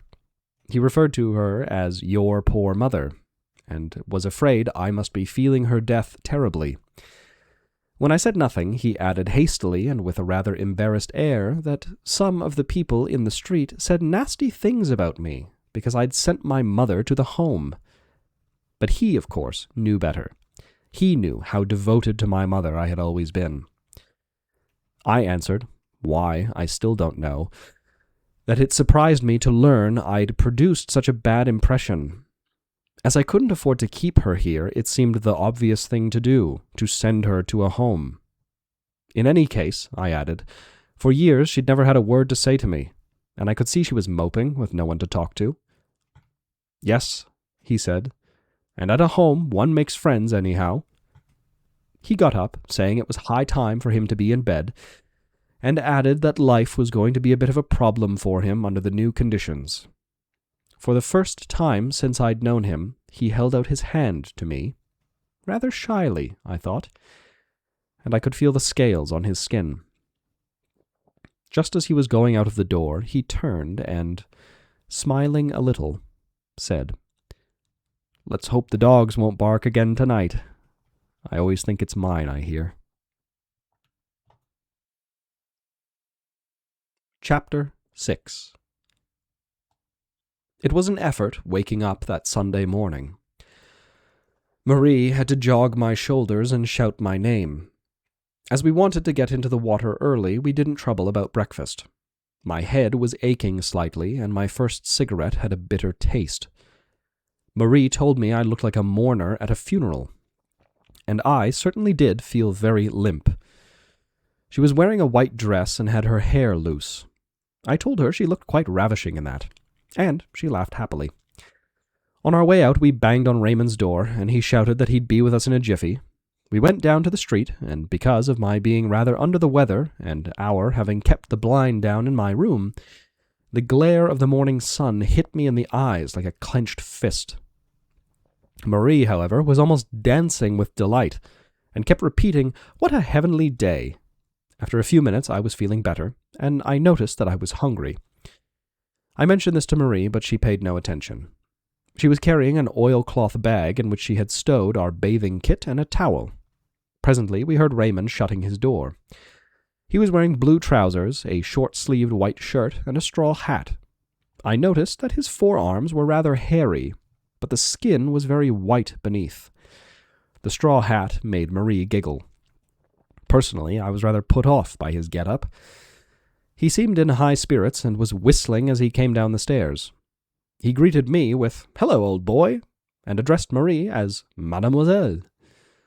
On the previous evening we had visited the police station, where I gave evidence for Raymond, about the girls having been false to him.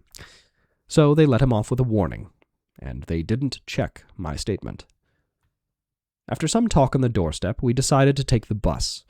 The beach was within easy walking distance, but the sooner we got there, the better. Just as we were starting for the bus stop, Raymond plucked my sleeve and told me to look across the street. I saw some Arabs lounging against the tobacconist's window. They were staring at us silently, in the special way that these people have, as if we were blocks of stone or dead trees. Raymond whispered that the second Arab from the left was his man, and I thought he looked rather worried. However, he assured me that all that was ancient history. Marie, who hadn't followed his remarks, asked, "What is it?" I explained that those Arabs across the way had a grudge against Raymond. She insisted on our going at once. Then Raymond laughed and squared his shoulders. "The young lady was quite right," he said. "There was no point in hanging about here." Halfway to the bus stop, he glanced back over his shoulder and said the Arabs weren't following. I, too, looked back. They were exactly as before, gazing in the same vague way at the spot where we had been. When we were in the bus, Raymond, who now seemed quite at ease, kept making jokes to amuse Marie. I could see he was attracted by her, but she had hardly a word for him. Now and again she would catch my eye and smile. We alighted just outside Algiers. The beach is not far from the bus stop. One has only to cross a patch of highland, a sort of plateau, which overlooks the sea and shelves down steeply to the sands. The ground here was covered with yellowish pebbles and wild lilies that showed snow-white against the blue of the sky, which had already the hard metallic glint it gets on very hot days. Marie amused herself swishing her bag against the flowers and sending the petals showering in all directions. Then we walked between 2 rows of little houses with wooden balconies and green or white palings. Some of them were half hidden in clumps of tamarisks. Others rose naked from the stony plateau. Before we came to the end of it, the sea was in full view. It lay smooth as a mirror, and in the distance a big headland jutted out over its black reflection. Through the still air came the faint buzz of a motor engine, and we saw a fishing boat very far out, gliding almost imperceptibly across the dazzling smoothness. Marie picked some rock irises. Going down the steep path leading to the sea, we saw some bathers already on the sands. Raymond's friend owned a small wooden bungalow at the near end of the beach. Its back rested against the cliffside, while the front stood on piles, which the water was already lapping. Raymond introduced us to his friend, whose name was Masson. He was tall, broad-shouldered, and thick-set. His wife was a plump, cheerful little woman who spoke with a Paris accent. Masson promptly told us to make ourselves at home.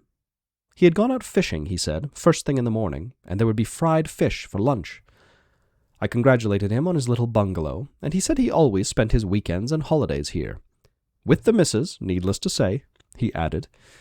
I glanced at her and noticed that she and Marie seemed to be getting on well together, laughing and chattering away. For the first time, perhaps, I seriously considered the possibility of marrying her. Masson wanted to have a swim at once, but his wife and Raymond were disinclined to move. So only the 3 of us, Marie, Masson, and myself, went down to the beach. Marie promptly plunged in, but Masson and I waited for a bit. He was rather slow of speech, and had, I noticed, a habit of saying, "and what's more," between his phrases, even when the second added nothing really to the first. Talking of Marie, he said, "She's an awfully pretty girl, and what's more, charming." But I soon ceased paying attention to this trick of his. I was basking in the sunlight, which I noticed was making me feel much better. The sand was beginning to stoke up underfoot, and, though I was eager for a dip, I postponed it for a minute or 2 more. At last I said to Masson, "Shall we go in now?" and plunged. Masson walked in gingerly, and only began to swim when he was out of his depth. He swam hand over hand and made slow headway, so I left him behind and caught up with Marie. The water was cold, and I felt all the better for it. We swam a long way out, Marie and I, side by side, and it was a pleasant feeling how our movements matched, hers and mine, and how we were both in the same mood, enjoying every moment. Once we were out in the open, we lay on our backs, and as I gazed up at the sky, I could feel the sun drawing up the film of salt water on my lips and cheeks. We saw Masson swim back to the beach and slump down on the sand under the sun. In the distance, he looked enormous, like a stranded whale. Then Marie proposed that we should swim tandem. She went ahead, and I put my arms around her waist from behind, and while she drew me forward with her arm strokes, I kicked out behind to help us on. That sound of little splashes had been in my ears for so long that I began to feel I'd had enough of it, so I let go of Marie and swam back at an easy pace, taking long, deep breaths. When I made the beach, I stretched myself belly downward beside Masson, resting my face on the sand. I told him it was fine here, and he agreed. Presently, Marie came back. I raised my head to watch her approach. She was glistening with brine and holding her hair back. Then she lay down beside me, and what with the combined warmth of our bodies and the sun, I felt myself dropping off to sleep. After a while, Marie tugged at my arm, and said that Masson had gone to his place. It must be nearly lunchtime. I rose at once, as I was feeling hungry, but Marie told me that I hadn't kissed her once since the early morning. That was so, though I'd wanted to several times. "Let's go into the water again," she said, and we ran into the sea and lay flat amongst the ripples for a moment. Then we swam a few strokes, and when we were almost out of our depth, she flung her arms around me and hugged me. I felt her legs twining around mine, and my senses tingled. When we got back, Masson was on the steps of his bungalow shouting for us to come. I told him I was ravenously hungry, and he promptly turned to his wife and said he'd taken quite a fancy to me. The bread was excellent, and I had my full share of the fish. Then came some steak and potato chips. None of us spoke while eating. Masson drank a lot of wine and kept refilling my glass the moment it was empty. By the time coffee was handed around, I was feeling slightly muzzy, and I started smoking one cigarette after another. Masson, Raymond, and I discussed a plan of spending the whole of August on the beach together, sharing expenses. Suddenly, Marie exclaimed, "I say, do you know the time? It's only 11:30. We were all surprised at that, and Masson remarked that we'd had a very early lunch. But really, lunch was a movable feast. You had it when you felt like it. This set Marie laughing. I don't know why. I suspect she'd drunk a bit too much. Then Masson asked me if I'd like to come with him for a stroll on the beach. "My wife always has a nap after lunch," he said. "Personally, I find it doesn't agree with me. What I need is a short walk. I'm always telling her it's much better for the health, but of course she's entitled to her own opinion." Marie proposed to stay and help with the washing up. Madame Masson smiled and said that, in that case, the first thing was to get the men out of the way. So we went out together, the three of us. The light was almost vertical, and the glare from the water seared one's eyes. The beach was quite deserted now. One could hear a faint tinkle of knives and forks and crockery in the shacks and bungalows lining the foreshore. Heat was welling up from the rocks, and one could hardly breathe. At first, Raymond and Masson talked of things and people I didn't know. I gathered that they'd been acquainted for some time, and had even lived together for a while. We went down to the water's edge and walked along it. Now and then a longer wave wet our canvas shoes. I wasn't thinking of anything, as all of that sunlight beating down on my bare head made me feel half asleep.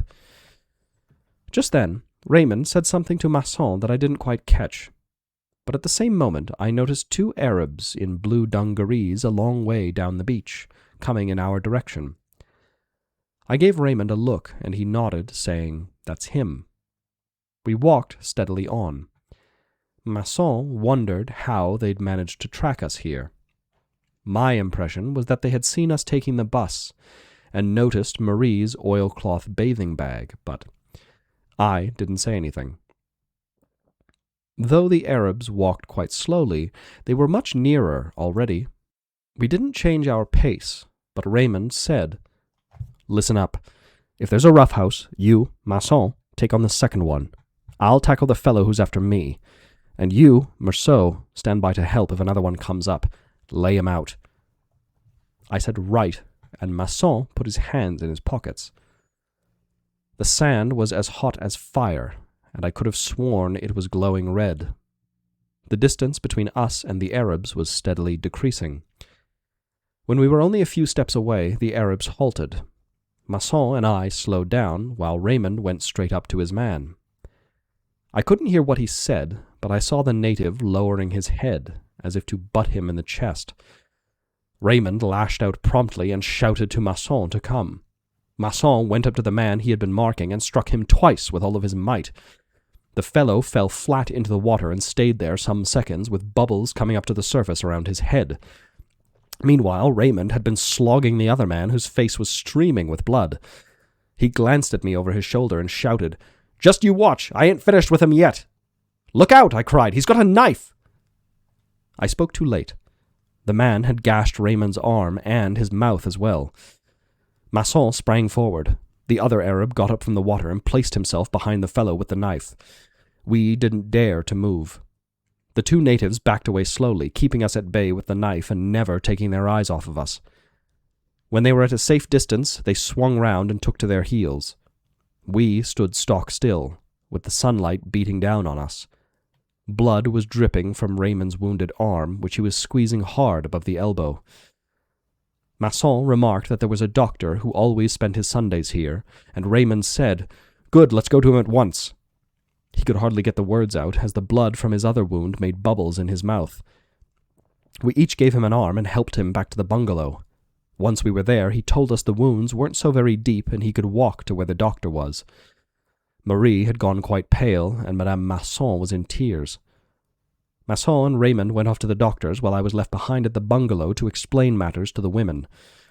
I didn't much relish in the task, and soon dried up and started smoking, staring at the sea. Raymond came back about 1:30, accompanied by Masson. He had his arm bandaged and a strip of sticking plaster on the corner of his mouth. The doctor had assured him it was nothing serious, but he was looking very glum.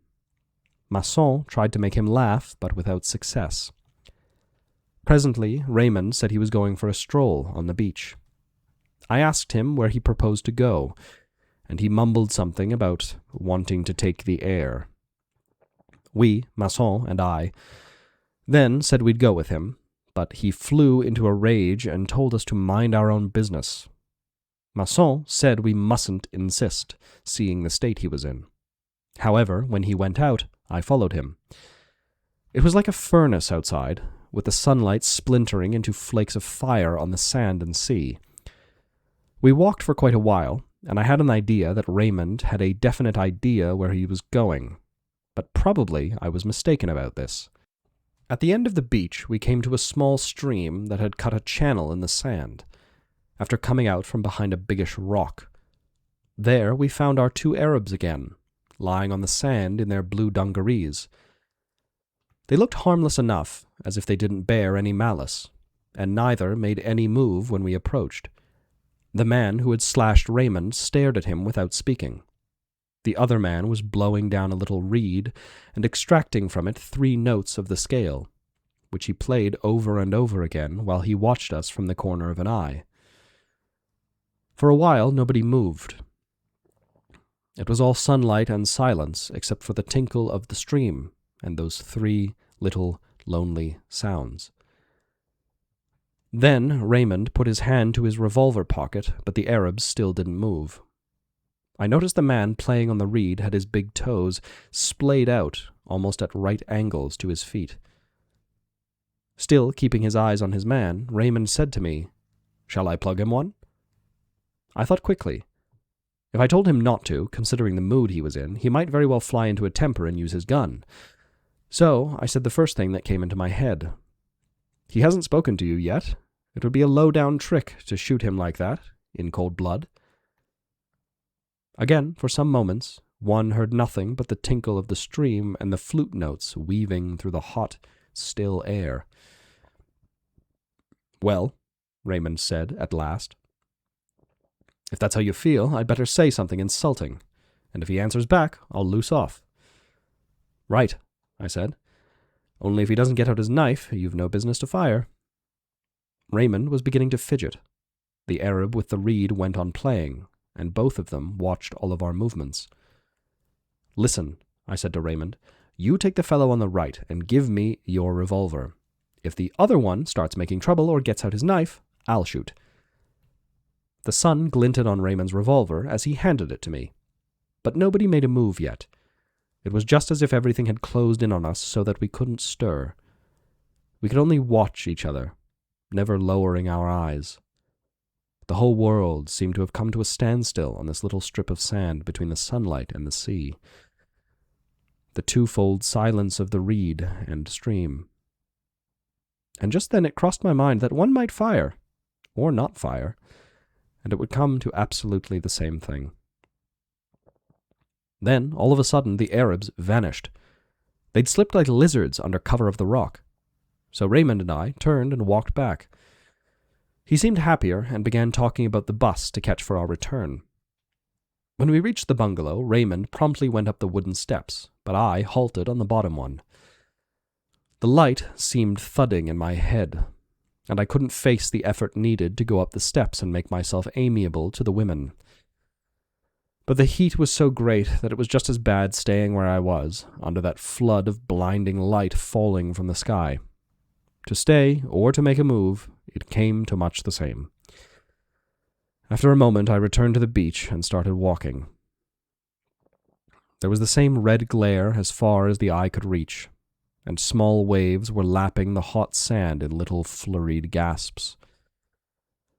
As I slowly walked towards the boulders at the end of the beach, I could feel my temples swelling under the impact of the light. It pressed itself on me, trying to check my progress. And each time I felt a hot blast strike my forehead, I gritted my teeth, I clenched my fists in my trouser pocket and keyed up every nerve to fend off the sun and the dark befuddlement it was pouring into me. Whenever a blade of vivid light shot upward from a bit of shell or broken glass lying on the sand, my jaws set hard. I wasn't going to be beaten, and I walked steadily on. The small black hump of rock came into view far down the beach.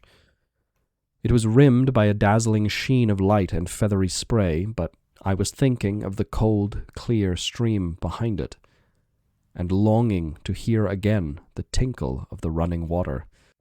Anything to be rid of the glare, the sight of women in tears, the strain and effort, and to retrieve the pool of shadow by the rock and its cool silence. But when I came nearer, I saw that Raymond's Arab had returned. He was by himself this time, lying on his back, his hands behind his head, his face shaded by the rock while the sun beat on the rest of his body. One could see his dungarees steaming in the heat. I was rather taken aback. My impression had been that the incident was closed. I hadn't given a thought to it on my way here. On seeing me, the Arab raised himself a little, and his hand went to his pocket. Naturally, I gripped Raymond's revolver in the pocket of my coat. Then the Arab let himself sink back again, but without taking his hand from his pocket. I was some distance off, at least 10 yards, and most of the time I saw him as a blurred, dark form wobbling in the heat haze. Sometimes, however, I had glimpses of his eyes glowing between the half-closed lids. The sound of the waves was even lazier, feebler than at noon. But the light hadn't changed. It was pounding as fiercely as ever on the long stretch of sand that ended at the rock. For 2 hours the sun seemed to have made no progress, becalmed in a sea of molten steel. Far out on the horizon, a steamer was passing. I could just make out from the corner of an eye the small, black moving patch, while I kept my gaze fixed on the Arab. It struck me that all I had to do was turn, walk away, and think no more about it. But the whole beach, pulsing with heat, was pressing on my back. I took some steps toward the stream. The Arab didn't move. After all, there was still some distance between us.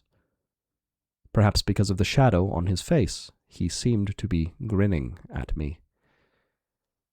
I waited. The heat was beginning to scorch my cheeks. Beads of sweat were gathering in my eyebrows. It was just the same sort of heat as at my mother's funeral, and I had the same disagreeable sensations, especially in my forehead, where all of the veins seemed to be bursting through the skin. I couldn't stand it any longer and took another step forward.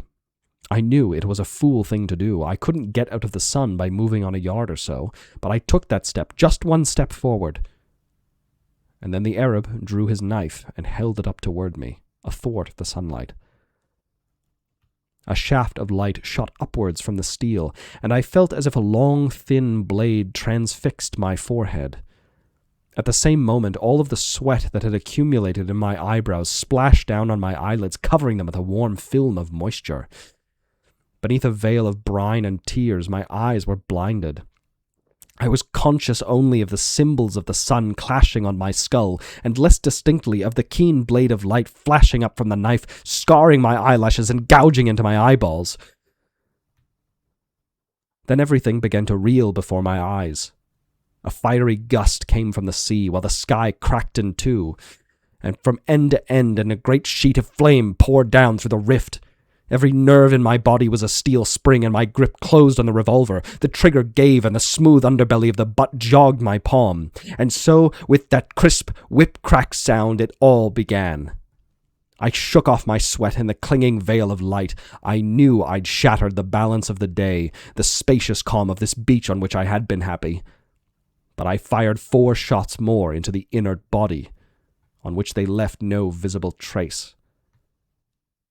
And each successive shot was another loud, fateful rap on the door of my undoing.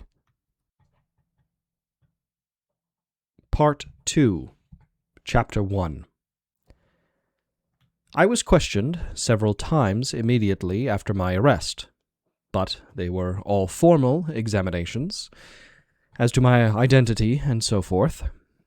At the first of these, which took place at the police station, nobody seemed to have much interest in the case. However, when I was brought before the examining magistrate a week later, I noticed that he eyed me with distinct curiosity. Like the others, he began by asking my name, address, and occupation, the date and place of my birth. Then he inquired if I had chosen a lawyer to defend me. I answered no, I hadn't thought about it, and asked him if it was really necessary for me to have one. "Why do you ask that?" he said. I replied that I regarded my case as very simple. He smiled. "Well, it may seem so to you, but we've got to abide by the law, and if you don't engage a lawyer, the court will have to appoint one for you." It struck me as an excellent arrangement that the authorities should see to details of this kind, and I told him so. He nodded and agreed that the code was all that could be desired. At first, I didn't take him quite seriously. The room in which he interviewed me was much like an ordinary sitting room, with curtained windows and a single lamp standing on the desk. Its light fell on the armchair in which he'd had me sit, while his own face stayed in the shadow. I had read descriptions of such scenes in books, and at first it all seemed like a game. After our conversation, however, I had a good look at him. He was a tall man with clean-cut features, deep-set blue eyes, a big grey mustache, and abundant, almost snow-white hair. And he gave me the impression of being highly intelligent, and, on the whole, likable enough. There was only one thing that put me off. His mouth had now and then a rather ugly twist, but it seemed to be only sort of a nervous tic. When leaving, I very nearly held out my hand and said goodbye, just in time to remember that I'd killed a man. The next day, a lawyer came to my cell, a small, plump, youngish man with sleek black hair. In spite of the heat, I was in my shirt sleeves, he was wearing a dark suit, a stiff collar, and a rather showy tie, with broad black and white stripes. After depositing his briefcase on my bed, he introduced himself and added that he'd perused the record of my case with the utmost care. His opinion was that it would need cautious handling, but there was every prospect of my getting off, provided I followed his advice. I thanked him and said, "Good, now let's get down to it." Sitting on the bed, he said that they'd been making investigations into my private life. They had learned that my mother died recently in a home. Inquiries had been conducted at Marengo, and the police informed that I'd shown, quote, great callousness at my mother's funeral. You must understand, the lawyer said, that I don't relish having to question you about such a matter, but it has much importance, and unless I find some way of answering the charge of callousness, I shall be handicapped in conducting your defense, and that is where you, and only you, can help me. He went on to ask if I had felt grief on that, quote, sad occasion. The question struck me as an odd one.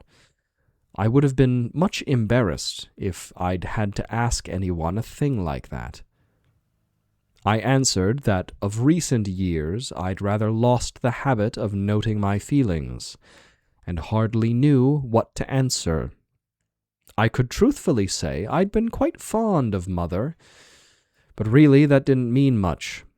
All normal people, I added on as an afterthought, had more or less desired the death of those they loved at some time or another. Here the lawyer interrupted me, looking greatly perturbed. You must promise me not to say anything of that sort at the trial, or to the examining magistrate. I promised him to satisfy him, but I explained that my physical condition at any given moment often influenced my feelings. For instance, on the day I attended Mother's funeral, I was fagged out and only half awake, so really I hardly took stock of what was happening. Anyhow, I could assure him of one thing. I would rather that Mother hadn't died. The lawyer, however, looked displeased. That's not enough, he said curtly.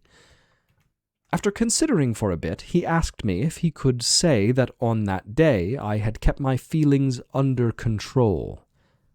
No, I said, that wouldn't be true. He gave me a queer look, as if I slightly revolted him, then informed me, in an almost hostile tone, that in any case the head of the house and some of the staff would be cited as witnesses. And that might do you a very nasty turn, he concluded. When I suggested that Mother's death had no connection with the charge against me, he merely replied that this remark showed I'd never had any dealings with the law. Soon after this, he left, looking quite vexed. I wished he had stayed longer, and I could have explained that I desired his sympathy, not for him to make a better job of my defense, but, if I might put it so, spontaneously. I could see that I got on his nerves. He couldn't make me out, and, naturally enough, this irritated him. Once or twice I had a mind to assure him that I was just like everybody else, quite an ordinary person. But really, that would have served no great purpose, and I let it go, out of laziness as much as anything else. Later in the day, I was taken again to the examining magistrate's office. It was 2 p.m, and this time the room was flooded with light. There was only a thin curtain on the window, and extremely hot. After inviting me to sit down, the magistrate informed me in a very polite tone that, quote, owing to unforeseen circumstances, my lawyer was unable to be present. I should be quite entitled, he added, to reserve my answers to his questions until my lawyer could attend. To this I replied that I could answer for myself. He pressed a bell push on his desk, and a young clerk came in and seated himself just behind me. Then I and the magistrate, settled back into our chairs, and the examination began. He led off by remarking that I had the reputation of being a taciturn, rather self-centered person, and he'd like to know what I had to say to that. I answered, well, I rarely have anything much to say, so naturally I keep my mouth shut.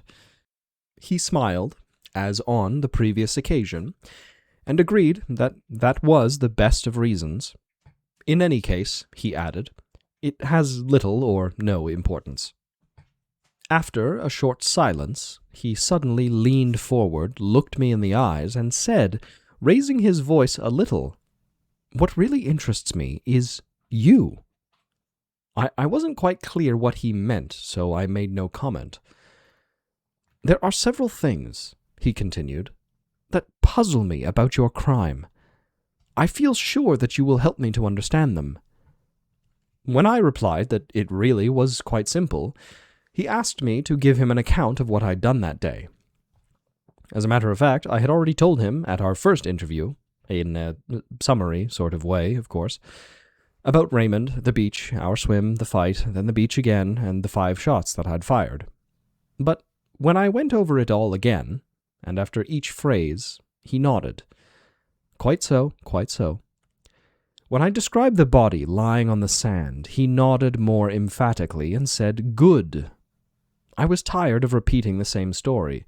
I felt as if I'd never talked so much in all of my life before. After another silence, he stood up and said that he would like to help me. I interested him, and with God's help, he would do something for me in my trouble. But first, he must put a few more questions. He began by asking bluntly if I'd loved my mother. "Yes," I replied, "like everybody else." The clerk behind me, who had been typing away at a steady pace, must just then have hit the wrong keys, as I heard him pushing the carrier back and crossing something out. Next, without any apparent logical connection, the magistrate sprung another question. "Why did you fire 5 consecutive shots?" I thought for a bit, and then I explained that they weren't quite consecutive. I fired 1 at first, and then the other 4 after a short interval. "Why did you pause between the first and second shot?"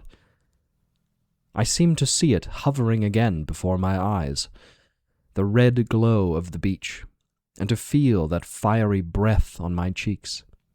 And, this time, I made no answer. During the silence that followed, the magistrate kept fidgeting, running his fingers through his hair, half rising, then sitting down again. Finally, planting his elbows on the desk, he bent towards me with a queer expression.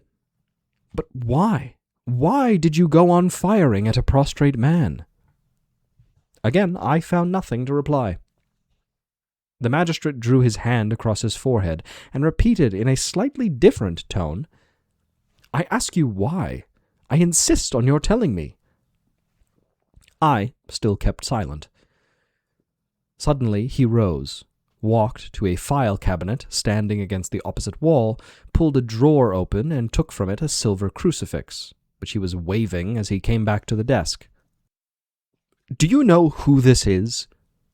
His voice had changed completely. It was vibrant with emotion. "Of course I do," I answered. That seemed to start him off. He began speaking at a great pace. He told me that he believed in God, and that even the worst of sinners could obtain forgiveness of him. But first he must repent and become like a little child, with a simple, trustful heart open to conviction. He was leaning right across the table, brandishing his crucifix before my eyes. As a matter of fact, I had a great difficulty in following his remarks, as, for one thing, the office was so stiflingly hot and big flies were buzzing around and settling on my cheeks. Also, because he rather alarmed me. Of course, I realized it was absurd to feel like this, considering, after all, it was I who was the criminal. However, after he continued talking, I did my best to understand, and I gathered that there was only one point in my confession that badly needed clearing up, the fact that I had waited before firing a second time. All of the rest was, so to speak, quite in order, but that completely baffled him. I started to tell him that he was wrong in insisting on this. The point was of quite minor importance. But before I could get the words out, he had drawn himself up to his full height and was asking me very earnestly if I believed in God. When I said no, he plumped down into his chair indignantly. "That was unthinkable," he said. "All men believe in God, even those who reject him." Of this he was absolutely sure. If he ever came to doubt it, his life would lose all meaning. "Do you wish," he asked indignantly, "my life to have no meaning?" Really, I couldn't see how my wishes came into it, and I told him as much. While I was talking, he thrust the crucifix again just under my nose and shouted, I, anyhow, am a Christian, and I pray him to forgive you for your sins. My poor young man, how can you not believe that he suffered for your sake?" I noticed that his manner seemed genuinely solicitous when he said, "My poor young man." But I was beginning to have enough of it. The room was growing steadily hotter. As I usually do when I want to get rid of someone whose conversation bores me, I pretended to agree. At which, rather to my surprise, his face lit up. You see! Now, won't you own that you believe and put your trust in him?" I must have shaken my head again, for he sank back in his chair, looking limp and dejected. For some moments there was a silence, during which the typewriter, which had been clicking away all the time that we talked, caught up with the last remark. Then he looked at me intently, and rather sadly. "Never, in all of my experience, have I known a soul so case-hardened as yours," he said in a low tone. "All the criminals who have come before me until now wept when they saw this symbol of our Lord's sufferings." I was on the point of replying that was precisely because they were criminals, but then I realized that I too came under that description. Somehow it was an idea to which I could never get reconciled. To indicate, presumably, that the interview was over, the magistrate stood up. In the same weary tone, he asked me a last question. Did I regret what I had done? After thinking for a bit, I said that what I felt was less regret than a kind of vexation. I couldn't find a better word for it. But he didn't seem to understand. This was as far as things went at that day's interview. I came before the magistrate many times more, but on these occasions my lawyer always accompanied me. The examinations were confined to asking me to amplify my previous statements, or else the magistrate and my lawyer discussed technicalities. At such times they took very little notice of me, and in any case the tone of the examinations changed as time went on. The magistrate seemed to have lost interest in me, and to have come to some sort of decision about my case. He never mentioned God again, or displayed any of the religious fervor that I had found so embarrassing at our first interview. The result was that our relations became more cordial. After a few questions, followed by an exchange of remarks with the lawyer, the magistrate closed the interview. My case was, quote, taking its course, as he put it. Sometimes, too, the conversation was of a general order, and the magistrate and the lawyer encouraged me to join in it. I began to breathe more freely.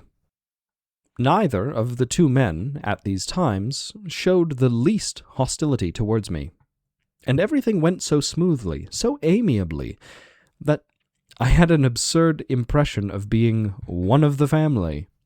I can honestly say that during the 11 months that these examinations lasted, I got so used to them that I was almost surprised at having ever enjoyed anything better than those rare moments when the magistrate, after escorting me to the door of the office, would pat me on my shoulder and say in a friendly tone, "Well, Mr. Antichrist, that's all for the present," after which I was made over to my jailers.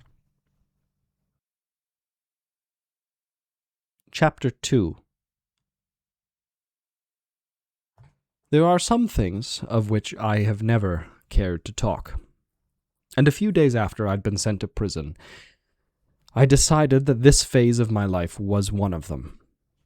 However, as time went by, I came to feel that this aversion had no real substance. In point of fact, during those early days, I was hardly conscious of being in prison. I had always a vague hope that something would turn up, some agreeable surprise. The change came soon after Marie's first and only visit. From the day when I got her letter telling me they wouldn't let her come and see me anymore because she wasn't my wife, it was from that day that I realized that this cell was my last home. A dead end, so to speak. On the day of my arrest, they put me in a biggish room with several other prisoners, mostly Arabs. They grinned when they saw me enter and asked me what I'd done. I told them I'd killed an Arab, and they kept mum for a while. But Presently, night began to fall, and one of them explained to me how to lay out my sleeping mat. By rolling up one end, one makes a sort of bolster. All night, I felt bugs crawling over my face. Some days later, I was put by myself in a cell, where I slept on a plank bed hinged to the wall. The only other furniture was a latrine bucket and a tin basin. The prison stands on rising ground, and through my little window I had glimpses of the sea. One day, when I was hanging on the bars, straining my eyes towards the sunlight playing on the waves, a jailer entered and said that I had a visitor. I thought it must be Marie, and so it was. To go to the visitor's room, I was taken along a corridor, then up a flight of steps, then along another corridor.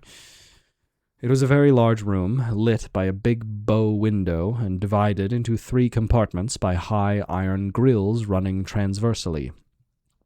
Between the 2 grills there was a gap of some 30 feet, a sort of no-man's land between the prisoners and their friends. I was led to a point exactly opposite Marie, who was wearing her striped dress. On my side of the rails were about a dozen other prisoners, Arabs for the most part. On Marie's side were mostly Moorish women. She was wedged between a small old woman with tight-set lips and a fat matron without a hat, who was talking shrilly and gesticulated all the time. Because of the distance between the visitors and the prisoners, I found that I too had to raise my voice.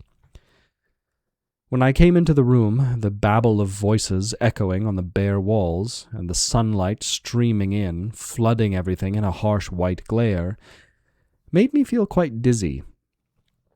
After the relative darkness and the silence of my cell, it took me some moments to get used to these conditions. After a bit, however, I came to see each face quite clearly, lit up as if a spotlight played on it. I noticed a prison official seated at each end of the no-man's land between the grills. The native prisoners and their relations on the other side were squatting opposite each other. They didn't raise their voices, and in spite of the din, managed to converse almost in whispers. This murmur of voices coming from below made a sort of accompaniment to the conversations going on above their heads. I took stock of all of this very quickly, and moved a step forward toward Marie. She was pressing her brown, sun-tanned face to the bars and smiling as hard as she could. I thought she was looking very pretty, but somehow couldn't bring myself to tell her so. "Well?" she asked, pitching her voice very high. "What about it? Are you all right? Have you everything you want?" "Oh yes, I've everything I want." We were silent for some moments. Marie went on smiling.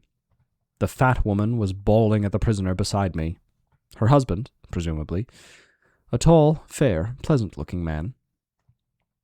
"Jeanne refused to have him," she yelled. "That's just too bad," the man replied. "Yes, and I told her you'd take him back the moment you got out, but she wouldn't hear of it." Marie shouted across the gap that Raymond sent me his best wishes, and I said thanks. But my voice was drowned by my neighbors, asking if he was quite fit. The fat woman gave a laugh. "Fit! I should say he is, the picture of health." Meanwhile, the prisoner on my left, a youngster with thin, girlish hands, never said a word. His eyes, I noticed, were fixed on the little old woman opposite him, and she returned his gaze with a sort of hungry passion. But I had to stop looking at them, as Marie was shouting to me that we mustn't lose hope. "Certainly not," I answered. My gaze fell on her shoulders, and I had a sudden longing to squeeze them through the thin dress. Its silky texture fascinated me, and I had a feeling that the hope she spoke of centered on it, somehow. I imagined something of the same sort was in Marie's mind, for she went on smiling, looking straight at me. "It'll all come right, you see, and then we shall get married." All I could see of her now was the white flash of her teeth and the little puckers around her eyes. I answered, "Do you really think so?" But chiefly because I felt it up to me to answer something. She started talking very fast in the same high-pitched voice, Yes, you'll be acquitted, and we'll go bathing again. Sundays." The woman beside me was still yelling away, telling her husband that she'd left a basket for him in the prison office. She gave a list of the things she'd brought and told him to mind and check them carefully, as some had cost quite a lot. The youngster on my other side and his mother were still gazing mournfully at each other, and the murmur of the Arabs droned on below us. The light outside seemed to be surging up against the window, seeping through and smearing the faces of the people facing it with a coat of yellow oil. I began to feel slightly squeamish, and I wished I could leave. The strident voice beside me was jarring on my ears. But on the other hand, I wanted to have the most I could of Marie's company. I've no idea how much time passed. I remember Marie describing to me her work, with that set smile always on her face. There wasn't a moment's let-up in the noise, shouts, conversations, and always that muttering undertone. The only oasis of silence was made by the young fellow and the old woman gazing into each other's eyes. Then, one by one, the Arabs were led away. Almost everyone fell silent when the first one left. The little old woman pressed herself against the bars, and at the same moment a jailer tapped her son's shoulders. He called, "Au revoir, mother," and, slipping her hand between the bars, she gave him a small, slow wave with it. No sooner was she gone than a man, hat in hand, took her place. A prisoner was led up to the empty place beside me, and the two started a brisk exchange of remarks. Not loud, however, as the room had become relatively quiet. Someone came and called away the man on my right, and his wife shouted at him. She didn't seem to realize it was no longer necessary to shout. "Now mind you look after yourself, dear, and don't do anything rash." My turn came next. Marie threw me a kiss. I looked back as I walked away. She hadn't moved.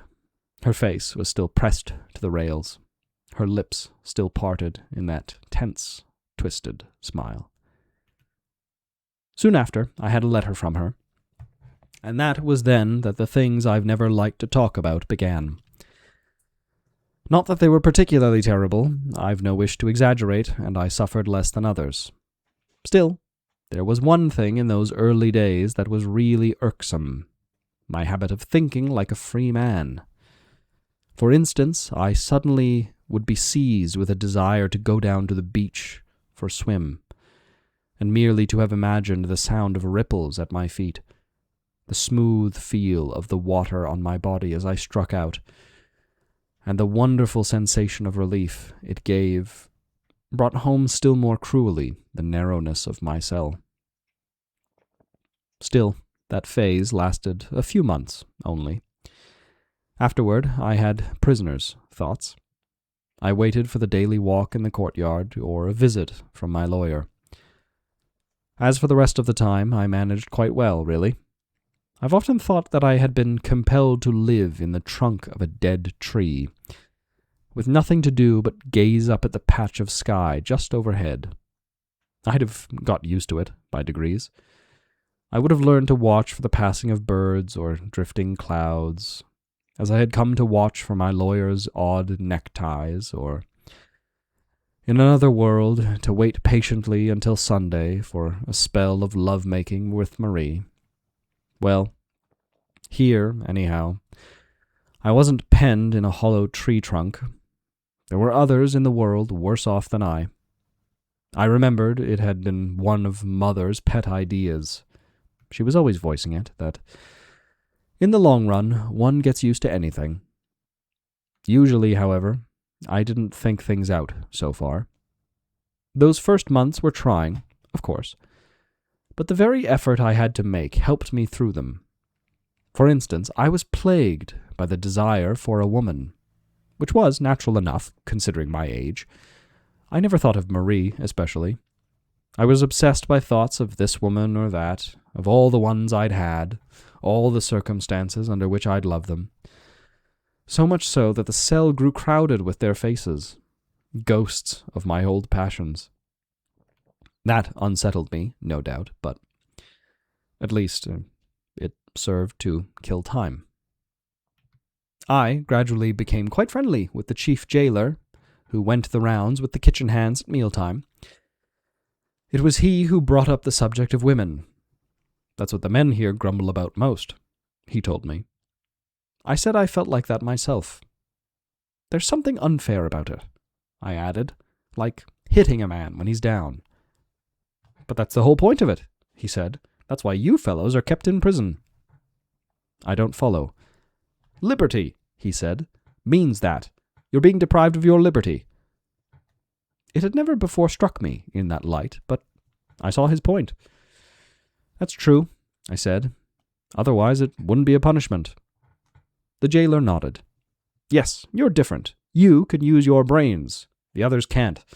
Still, those fellows find a way out. They do it by themselves. With which remark, the jailer left my cell. Next day, I did like the others. The lack of cigarettes, too, was a trial. When I was brought to the prison, they took away my belt, my shoelaces, the contents of my pockets, including my cigarettes. Once I had been given a cell to myself, I asked to be given back, anyhow, the cigarettes. Smoking was forbidden, they informed me. That, perhaps, was what got me down the most. In fact, I suffered really badly during the first few days. I even tore off splinters from my plank bed and sucked them.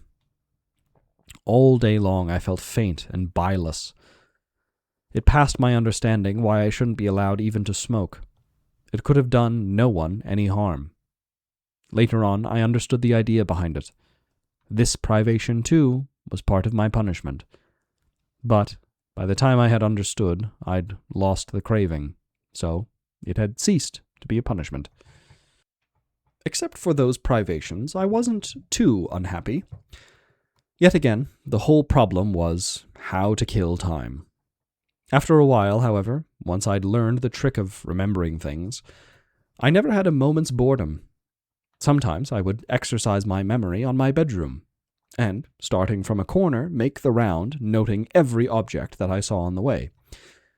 At first it was over in a minute or two, but each time I repeated the experience, it took a little longer. I made a point of visualizing every piece of furniture, and each article upon or in it, and then every detail of each article, and finally the details of the details, so to speak, a tiny dent or incrustation, or a chipped edge, and the exact grain and color of the woodwork. At the same time, I forced myself to keep my inventory in mind from start to finish, in the right order and omitting no item, with the result that after a few weeks I could spend hours merely in listing the objects in my bedroom. I found that the more I thought, the more details, half forgotten or mal-observed, floated up from my memory. There seemed no end to them. So I learned that even after a single day's experience of the outside world, a man could easily live 100 years in prison. He would have laid up enough memories never to be bored. Obviously, in one way, this was a compensation. Then there was sleep. To begin with, I slept badly at night and never in the day. But gradually my nights became better, and I managed to doze off in the daytime as well. In fact, during the last months, I must have slept 16 or 18 hours out of the 24. So there remained only 6 hours to fill, with meals, relieving nature, my memories, and the story of the check. One day, while inspecting my straw mattress, I found a bit of newspaper stuck to its underside. The paper was yellow with age, almost transparent, but I could still make out the letter print. It was the story of a crime. The first part was missing, but I gathered that its scene was some village in Czechoslovakia. One of the villagers had left his home to try his luck abroad. After 25 years, having made a fortune, he returned to his country with his wife and child. Meanwhile, his mother and sister had been running a small hotel in the village where he was born. He decided to give them a surprise, and, leaving his wife and child in another inn, he went to stay at his mother's place, booking a room under an assumed name. His mother and his sister completely failed to recognize him. At dinner that evening he showed them a large sum of money that he had on him, and, in the course of the night, they slaughtered him with a hammer. After taking the money, they flung the body into the river. Next morning his wife came and, without thinking, betrayed the guest's identity. His mother hanged herself. His sister threw herself into a well. I must have read that story thousands of times. In one way, it sounded most unlikely. In another, it was plausible enough. Anyhow, to my mind, the man was asking for trouble. One shouldn't play fool tricks of that sort. So, what with the bouts of long sleep, my memories, readings of that scrap of newspaper, the tides of light and darkness, the days just slipped by. I'd read, of course, that in jail one ends up losing track of time, but this had never meant anything definite to me. I hadn't grasped how days could be at once long and short. Long, no doubt, as periods to live through, but so distended that they ended up by overlapping on each other. In fact, I never thought of days as such. The only words that kept meaning were yesterday and tomorrow. When, one morning, the jailer informed me that I had now been in jail for 6 months, I believed him, but the words conveyed nothing to my mind. To me, it seemed like one and the same day that had been going on since I'd been in my cell. After that, I had been doing the same thing all the time. After the jailer left me, I shined up my tin pannikin and studied my face in it. My expression was terribly serious, I thought, even when I tried to smile. I held the pannikin at different angles, but always my face had the same mournful, tense expression. The sun was setting, and it was the hour of which I'd rather not speak. The nameless hour, I called it, when evening sounds were creeping up from all the floors of the prison in a sort of stealthy procession. I went to the barred window, and in the last rays looked once again at my reflected face. It was as serious as before, and that wasn't surprising, as just then I was feeling serious. But at the same time, I heard something that I hadn't heard for months. It was the sound of a voice. My own voice. There was no mistaking it. And I recognized it as the voice that for many a day of late had been sounding in my ears. So I knew that all of this time I had been talking to myself. And something I had been told came back. A remark made by the nurse at Mother's funeral. No, there was no way out. And no one can imagine what the evenings are like in prison. Chapter 3. On the whole, I can't say that those months passed slowly. Another summer was on its way almost before I realized the first was over. And I knew that with the first really hot days, something new was in store for me. My case was down for the last sessions of the assize court, and those sessions were due to end sometime in June. The day on which my trial started was one of brilliant sunshine. My lawyer assured me the case would only take 2 or 3 days. From what I hear, he added, the court will dispatch your case as quickly as possible, as it isn't the most important one on the cause list. There's a case of parricide immediately after, which will take them some time. They came for me at 7:30 in the morning, and I was conveyed to the law courts in a prison van. The 2 policemen led me into a small room that smelled of darkness. We sat near a door through which came sounds of voices, shouts, chairs scraping on the floor. A vague hubbub which reminded me of one of those small-town socials when, after the concert's over, the hall is cleared for dancing. One of my policemen told me the judges hadn't arrived yet and offered me a cigarette, which I declined. After a bit, he asked me if I was feeling nervous. I said no, and that the prospect of witnessing a trial rather interested me. I'd never had the occasion to attend one before. Maybe, the other policeman said, but after an hour or 2, one's had enough of it. After a while, a small electric bell purred in the room. They unfastened my handcuffs, opened the door, and led me to the prisoner's dock. There was a great crowd in the courtroom. Though the Venetian blinds were down, light was filtering through the chinks, and the air stiflingly hot already. The windows had been kept shut. I sat down, and the police officers took their stand on each side of my chair. It was then that I noticed a row of faces opposite me. These people were staring hard at me, and I guessed that they were the jury. But somehow I didn't see them as individuals. I felt as you do just after boarding a streetcar, and you're conscious of all the people on the opposite seat staring at you in the hope of finding something in your appearance to amuse them. Of course, I knew this was an absurd comparison. What these people were looking for in me wasn't anything to laugh at, but signs of criminality. Still, the difference wasn't so very great, and anyhow, that's the idea that I got. What with the crowd and the stuffiness of the air, I was feeling a bit dizzy. I ran my eyes around the courtroom, but couldn't recognize any of the faces. At first, I could hardly believe that all of these people had come on my account. It was such a new experience, being a focus of interest.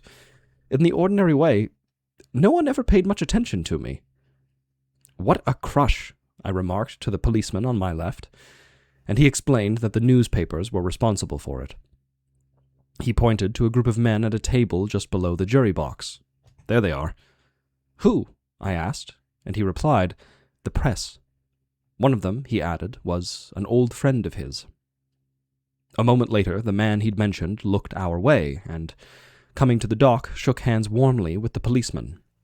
The journalist was an elderly man with a rather grim expression, but his manner was quite pleasant. Just then, I noticed that almost all of the people in the courtroom were greeting each other, exchanging remarks and forming groups, behaving, in fact, as in a club, where the company of others of one's own tastes and standing makes one feel at ease. That, no doubt, explained the odd impression I had of being de trop here, a sort of gate-crasher. However, the journalist addressed me quite amiably, and said he hoped that all would go well for me. I thanked him, and he added with a smile, "You know, we've been featuring you a bit. We're always rather short of copy in the summer, and there's been precious little to write about except your case, and the one that's coming on after it. I expect you've heard about it. It's a case of parricide." He drew my attention to one of the group at the press table, a plump, small man with huge black-rimmed glasses, who made me think of an overfed weasel. "That fellow's the special correspondent of one of our Paris dailies. As a matter of fact, he didn't come on your account. He was sent for the parricide case, but they've asked him to cover yours as well." It was on the tip of my tongue to say, "That's very kind of them," but then I thought that would sound silly. With a friendly wave of his hand, he left us, and for some minutes nothing happened. Then, accompanied by some colleagues, my lawyer bustled in his gown. He went up to the press table and shook hands with the journalists. They remained laughing and chatting together, all seemingly very much at home here, until a bell rang shrilly and everyone went to his place. My lawyer came up to me, shook hands, and advised me to answer all the questions as briefly as possible, not to volunteer information, and to rely on him to see me through. I heard a chair scrape on my left, and a tall, thin man wearing pince-nez settled the folds of his red gown as he took his seat. The public prosecutor, I gathered. A clerk of the court announced that their honors were entering, and at the same moment 2 big electric fans started buzzing overhead. 3 judges, 2 in black and the 3rd in scarlet, with briefcases under their arms, entered and walked briskly to the bench, which was several feet above the level of the courtroom floor. The man in scarlet took the central, high-backed chair, placed his cap of office on the table, ran a handkerchief over his small bald crown, and announced that the hearing would now begin. The journalists had their fountain pens ready. They all wore the same expression of slightly ironical indifference, with the exception of one, a much younger man than his colleagues, in grey flannels with a blue tie, who, leaving his pen on the table, was gazing hard at me. He had a plain, rather chunky face. What held my attention were his eyes. Very pale, clear eyes, riveted on me, though not betraying any definite emotion. For a moment I had an odd impression, as if I were being scrutinized by myself. That, and the fact that I was unfamiliar with court procedure, may explain why I didn't follow very well the opening phrases. The drawing of lots for the jury, the various questions put by the presiding judge to the prosecutor, the foreman of the jury, and my counsel. Each time he spoke, all of the jurymen's heads swung around together towards the bench. The hurried reading of the charge sheet, in the course of which I recognized some familiar names of people and places, and then some supplementary questions put to my lawyer. Next, the judge announced that the court would call over the witness list. Some of the names read out by the clerk rather surprised me. From amongst the crowd, which until now I had seen as a mere blur of faces, rose, one after another, Raymond, Masson, Salamano, the doorkeeper from the home, old Perez, and Marie, who gave me a little nervous wave of her hand before following the others out by a side door. I was thinking how strange it was that I hadn't noticed any of them before, when I heard the last name called, that of Celeste. As he rose, I noticed beside him the quaint little woman with a mannish coat and brisk, decided air who had shared my table at the restaurant. She had her eyes fixed on me, I noticed, but I hadn't time to wonder about her. The judge had started speaking again. He said that the trial proper was about to begin, and he needed hardly say that he expected the public to refrain from any demonstration whatsoever. He explained that he was there to supervise the proceedings as a sort of umpire, and that he would take a scrupulously impartial view of the case. The verdict of the jury would be interpreted by him in a spirit of justice. Finally, at the least sign of a disturbance, he would have the court cleared. The day was stoking up. Some of the public were fanning themselves with newspapers, and there was a constant rustle of crumpled paper. On a sign from the preceding judge, the clerk of the court brought 3 fans of plaited straw, which the judges promptly put into action. My examination began at once. The judge questioned me quite calmly, and even, I thought, with a hint of cordiality. For the nth time I was asked to give the particulars of my identity. Though heartily sick of this formality, I realized that it was natural enough. After all, it would be a shocking thing for the court to be trying the wrong man. The judge then launched into an account of what I'd done, stopping after every 2 or 3 sentences to ask me, "Is that correct?" To which I always replied, "Yes, sir," as my lawyer had advised me. It was a long business, as the judge lingered on each detail. Meanwhile, the journalists scribbled busily away. But I was sometimes conscious of the eyes of the youngest fixed on me. Also, those of the queer little robot woman. The jurymen, however, were all gazing at the red-robed judge, and I was again reminded of the row of passengers on one side of a tram. Presently he gave a slight cough, turned some pages of his file, and, still fanning his face, addressed me gravely. He now proposed, he said, to trench on certain matters, which, on a superficial view, might seem foreign to the case, but actually were highly relevant. I guessed that he was going to talk about Mother, and at the same moment realized how odious I would find this. His first question was, why had I sent my mother to an institution? I replied that the reason was simple. I hadn't enough money to see that she was properly looked after at home. Then he asked me if the parting hadn't caused me distress. I explained that neither Mother nor I expected much of one another, or, for that matter, anyone else, so both of us had got used to the new conditions easily enough. The judge then said that he had no wish to press the point, and asked the prosecutor if he could think of any more questions that should be put to me at this stage. The prosecutor, who had his back half turned to me, said, without looking in my direction, that, subject to his honour's approval, he would like to know if I'd gone back to the stream with the intention of killing the Arab. I said, no. In that case, why had I taken a revolver with me, and why go back precisely to that spot? I said it was a matter of pure chance. The prosecutor then observed in a nasty tone, "Very good, that will be all for the present." I couldn't quite follow what came next. Anyhow, after some palavering among the bench, the prosecutor and my counsel, the presiding judge, announced that the court would now rise. There was an adjournment until the afternoon, when evidence would be taken. Almost before I knew what was happening, I was rushed out to the prison van, which drove me back, and I was given my midday meal. After a short time, just enough for me to realize how tired I was feeling, they came for me. I was back in the same room, confronting the same faces, and the whole thing started again. But the heat had meanwhile much increased. And by some miracle, fans had been procured for everyone. The jury, my lawyer, the prosecutor, and some of the journalists, too. The young man and the robot woman were still at their places, but they were not fanning themselves, and, as before, they never took their eyes off of me. I wiped the sweat from my face, but I was barely conscious of where or who I was until I heard the warden of the home called to the witness box. When asked if my mother had complained about my conduct, he said yes, but that didn't mean much. Almost all of the inmates of the home had grievances against their relatives. The judge asked him to be more explicit. Did she reproach me with having sent her to the home? And he answered yes again.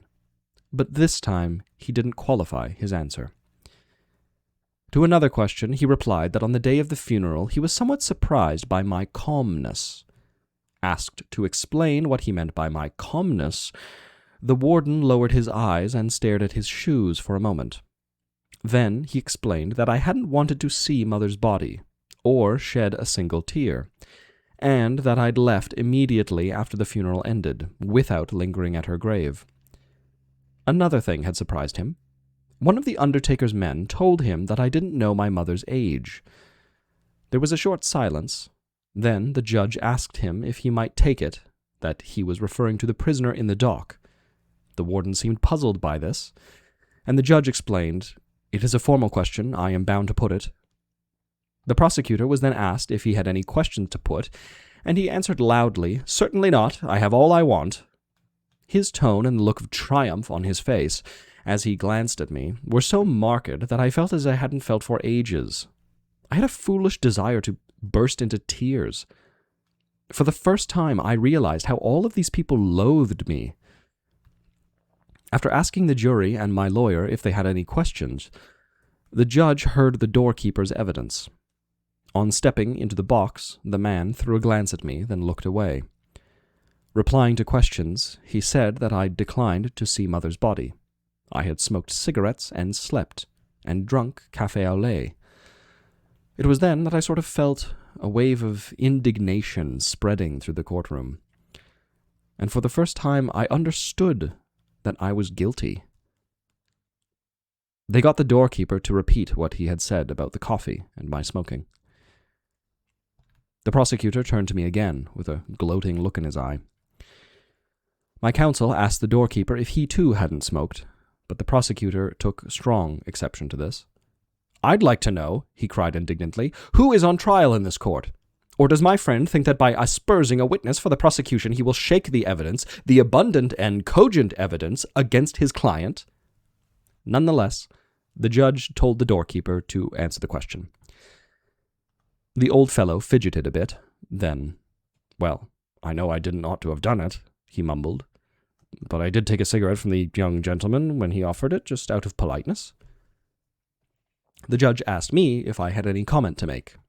"None," I said, "except that the witness is quite right.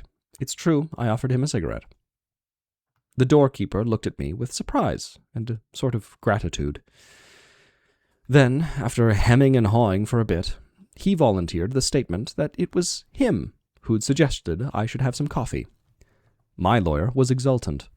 "The jury will appreciate," he said, "the importance of this admission." The prosecutor, however, was promptly on his feet again.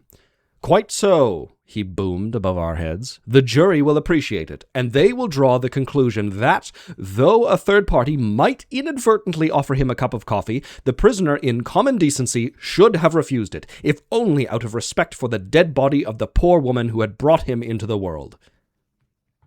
After which the doorkeeper went back to his seat. When Thomas Perez was called, a court officer had to help him to the box. Perez stated that, though he had been a great friend of my mother, he had met me only once, on the day of the funeral. Asked how I had behaved that day, he said, "Well, I was most upset, you know. Far too much upset to notice things. My grief sort of blinded me, I think. It had been a great shock, my dear friend's death.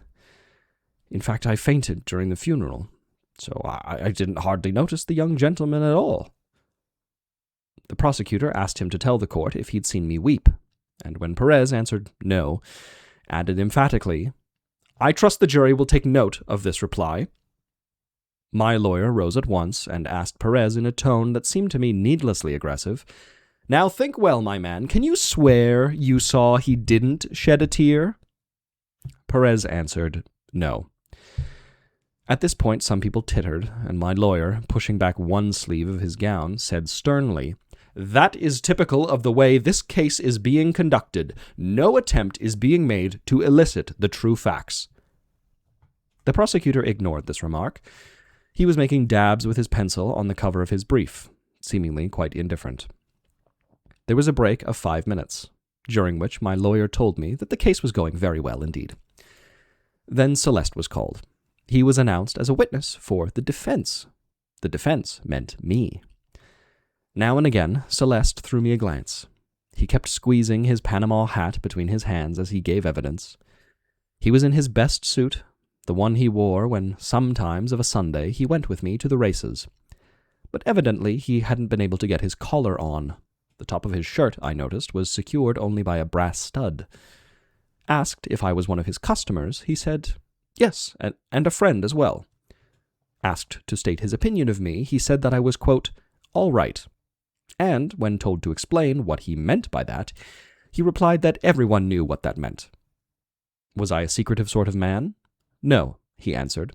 I shouldn't call him that, but he isn't one to waste his breath, like a lot of folks. The prosecutor asked him if I always settled my monthly bill at his restaurant when he presented it. Celeste laughed. Oh, he paid on the nail, all right, but the bills were just details like between him and me. Then he was asked to say what he thought about the crime. He placed his hands on the rail of the box, and one could just see that he had a speech all ready.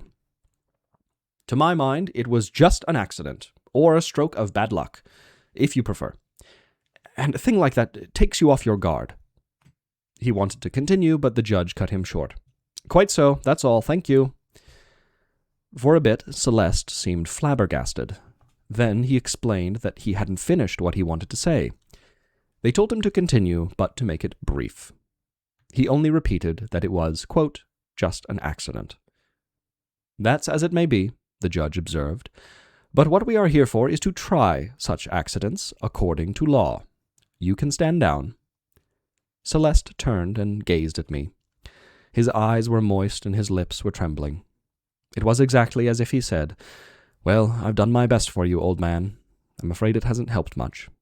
I'm sorry." I didn't say anything or make any movement, but for the first time in my life, I wanted to kiss a man. The judge repeated his order to stand down, and Celeste returned to his place amongst the crowd. During the rest of the hearing, he remained there, leaning forward, elbows on knees and his Panama hat between his hands, not missing a word of the proceedings. It was Marie's turn next. She had a hat on and still looked quite pretty, though I much preferred her with her hair free. From where I was, I had glimpses of the soft curve of her breasts, and her underlip had the little pout that always fascinated me. She appeared very nervous. The first question was, how long had she known me? Since the time when she was in our office, she replied. Then the judge asked her what were the relations between us, and she said she was my girlfriend. Answering another question, she admitted promising to marry me. The prosecutor, who had been studying a document in front of him, asked her rather sharply when our, quote, liaison had begun. She gave the date.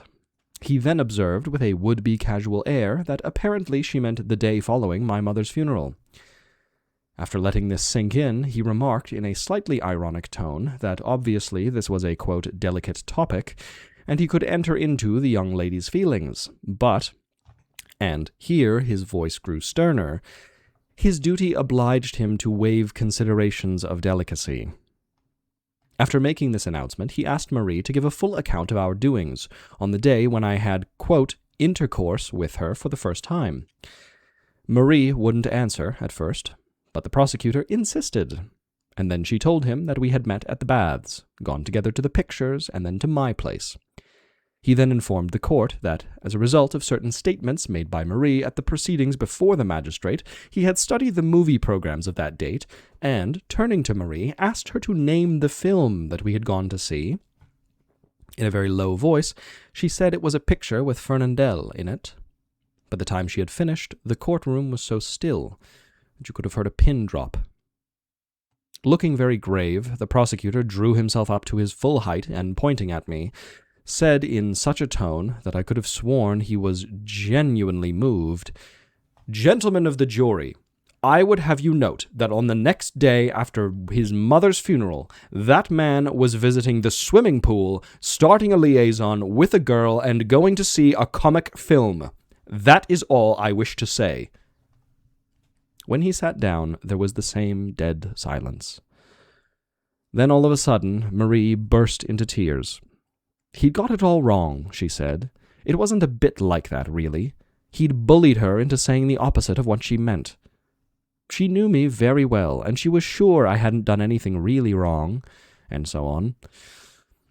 At a sign from the presiding judge, one of the court officers led her away, and the hearing continued. Hardly anyone seemed to listen to Masson, the next witness. He stated that I was a respectable young fellow, and, what's more, a very decent chap. Nor did they pay any more attention to Salamano when he told them how kind I'd always been to his dog, or when, in answer to a question about my mother and myself, he said that mother and I had very little in common, and that explained why I'd fixed her up for her to enter the home. "You've got to understand," he added. "You've got to understand." But no one seemed to understand. He was told to stand down. Raymond was the next and the last witness. He gave me a little wave of his hand and led off by saying I was innocent. The judge rebuked him. "You are here to give evidence, not your views on the case, and you must confine yourself to answering the questions put you." He was then asked to make clear his relations with the deceased, and Raymond took this opportunity of explaining that it was he, not I, against whom the dead man had a grudge, because he, Raymond, had beaten up his sister. The judge asked him if the deceased had no reason to dislike me, too. Raymond told him that my presence on the beach that morning was a pure coincidence. "How comes it, then," the prosecutor inquired, "that the letter which led up to this tragedy was the prisoner's work?" Raymond replied that this, too, was due to mere chance. To which the prosecutor retorted that in this case, chance, or mere coincidence, seemed to play a remarkably large part. Was it by chance that I hadn't intervened when Raymond assaulted his mistress? Did this convenient term, chance, account for my having vouched for Raymond at the police station, and having made, on that occasion, statements extravagantly favorable to him? In conclusion, he asked Raymond to state what were the means of his livelihood. On describing himself as a warehouseman, the prosecutor informed the jury that it was common knowledge that the witness lived on the immoral earnings of women. I, he said, was this man's intimate friend and associate. In fact, the whole background of the crime was of the most squalid description. And what made it even more odious was the personality of the prisoner, an inhuman monster wholly without a moral sense. Raymond began to expostulate, and my lawyer, too, protested. They were told that the prosecutor must be allowed to finish his remarks. "I have nearly done," he said, then turned to Raymond. "Was the prisoner your friend?" "Certainly. We were the best of pals, as they say." The prosecutor then put me the same question. I looked hard at Raymond, and he did not turn away. Then, "Yes," I answered. The prosecutor turned towards the jury. "Not only did the man before you in the dock indulge in the most shameful orgies on the day following his mother's death, he killed a man cold-bloodedly in pursuance of some sordid vendetta in the underworld of prostitutes and pimps. That, gentlemen of the jury, is the type of man the prisoner is." No sooner had he sat down than my lawyer, out of all patience, raised his arms so high that his sleeves fell back, showing the full length of his starched shirt cuffs. "Is my client on trial for having buried his mother or for killing a man?" he asked. There were some titters in court. But then the prosecutor sprang to his feet and, draping his gown around him, said he was amazed at his friend's ingenuousness in failing to see that between these two elements of the case there was a vital link. They hung together psychologically, if he might put it so. Quote, "In short," he concluded, speaking with great vehemence, "I accuse the prisoner of behaving at his mother's funeral in a way that showed he was already a criminal at heart." These words seemed to take much effect on the jury and the public. My lawyer merely shrugged his shoulders and wiped the sweat from his forehead. But obviously he was rattled, and I had a feeling that things were not going well for me. Soon after this incident, the court rose. As I was being taken from the courthouse to the prison van, I was conscious for a few brief moments of the once familiar feeling of a summer evening out of doors. And, sitting in the darkness of my moving cell, I recognized, echoing in my tired brain, all of the characteristic sounds of a town that I had loved, and of a certain hour of the day which I had always particularly enjoyed. The shouts of newspaper boys in the already languid air, the last calls of birds in the public garden, the cries of sandwich vendors, the screech of streetcars at the steep corners of the upper town, and that faint rustling overhead as darkness sifted down upon the harbor. All of these sounds made my return to prison like a blind man's journey along a route whose every inch he knows by heart. Yes, this was the evening hour when, how long ago it seemed, I always felt so well content with life. Then what awaited me was a night of easy, dreamless sleep. This was the same hour, but with a difference. I was returning to a cell, and what awaited me was a night haunted by forebodings of the coming day. And so I learned that familiar paths traced in the dusk of summer evenings may lead as well to prisons as to innocent, untroubled sleep. Chapter 4. It is always interesting, even in the prisoner's docks, to hear oneself being talked about. And certainly, in the speeches of my lawyer and the prosecuting counsel, a great deal was said about me. More, in fact, about me personally than about my crime. Really, there wasn't any very great difference between the two speeches. Counsel for the defense raised his arms to heaven and pleaded guilty, but with extenuating circumstances. The prosecutor made similar gestures. He agreed that I was guilty, but denied extenuating circumstances. One thing about this phase of the trial was rather irksome. Quite often, interested as I was in what they had to say, I was tempted to put in a word myself. But my lawyer had advised me not to. "You won't do your case any good by talking," he had warned me. In fact, there seemed to be a conspiracy to exclude me from the proceedings. I wasn't to have any say, and my fate was to be decided out of hand. It was quite an effort at times for me to refrain from cutting them all short and saying, "But damn it all, who's on trial in this court, I'd like to know. It's a serious matter for a man being accused of murder, and I've something really important to tell you." However, on second thoughts, I found I had nothing to say. In any case, I must admit that hearing oneself talked about loses its interest very soon. The prosecutor's speech, especially, began to bore me before he was halfway through it. The only things that really caught my attention were occasional phrases, his gestures, and some elaborate tirades, but these were isolated patches. What he was aiming at, I gathered, was to show that my crime was premeditated.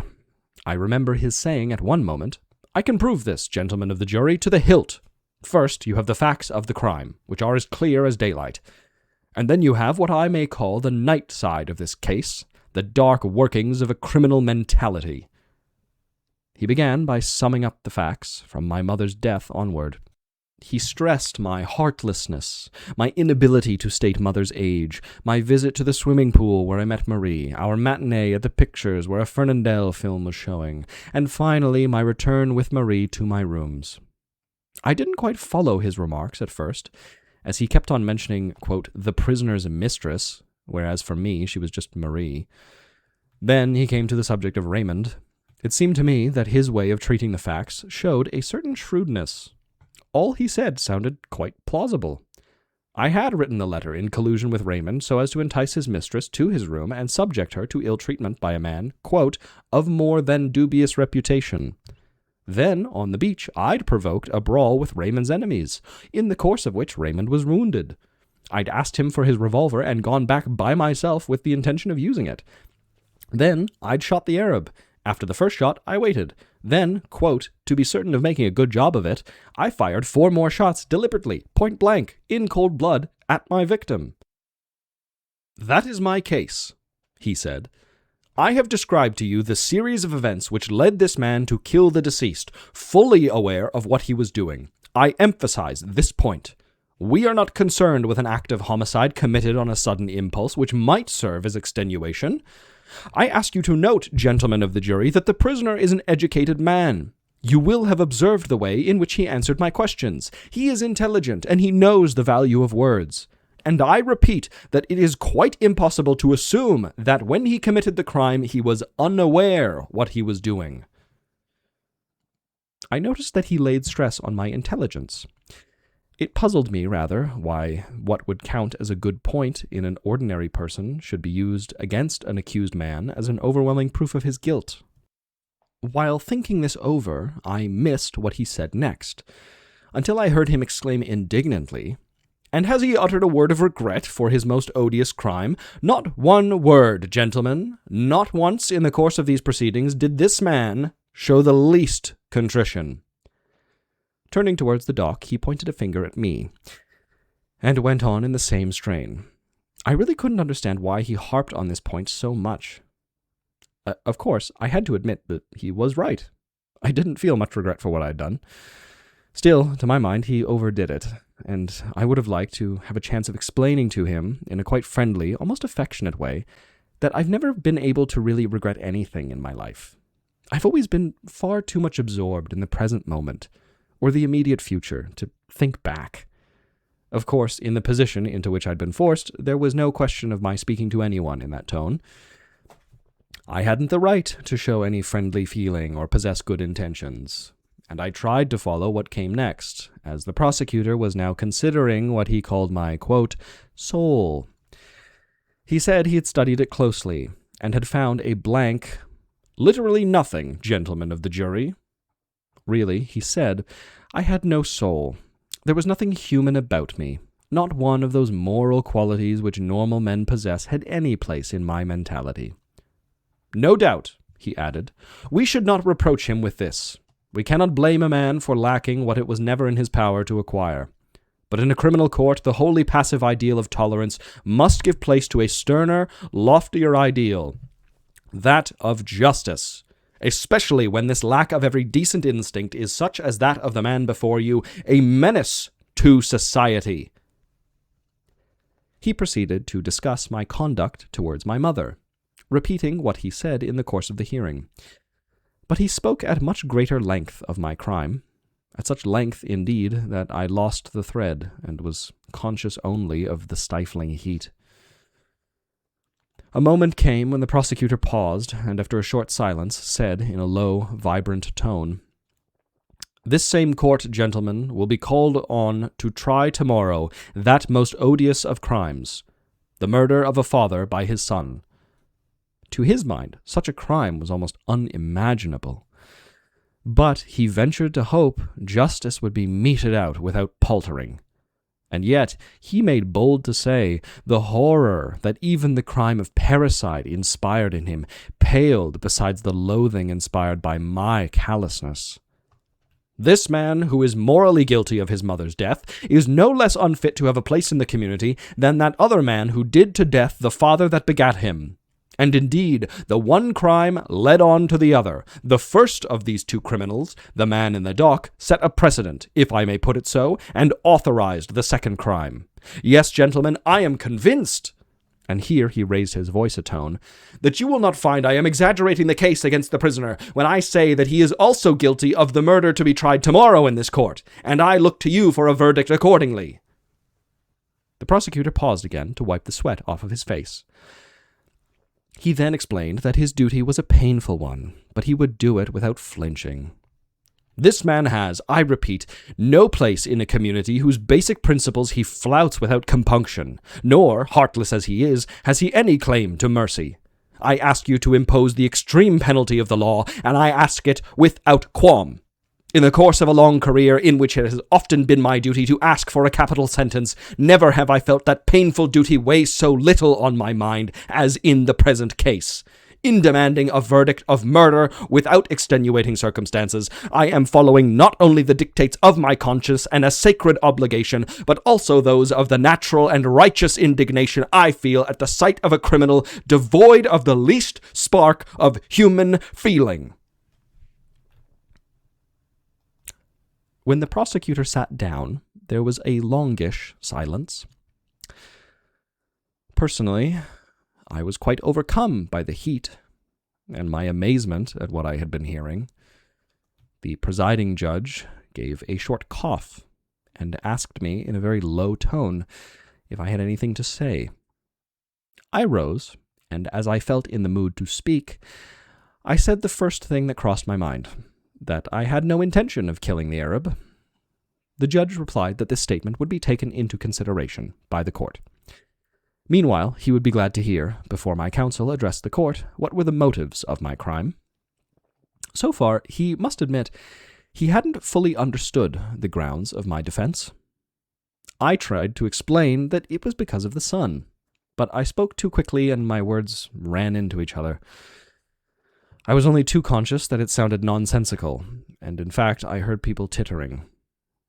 My lawyer shrugged his shoulders. Then he was directed to address the court in his turn. But all he did was point out the lateness of the hour and ask for an adjournment until the following afternoon. To this, the judge agreed. When I was brought back the next day, the electric fans were still churning up the heavy air, and the jurymen plying their gaudy little fans in a sort of steady rhythm. The speech for the defense seemed to me interminable. At one moment I pricked up my ears. It was when I heard him saying, "It is true I killed a man." He went on in the same strain, saying, "I," when he referred to me. It seemed so queer that I bent towards the policeman on my right and asked him to explain. He told me to shut up. And then, after a moment, he whispered, "They all do that."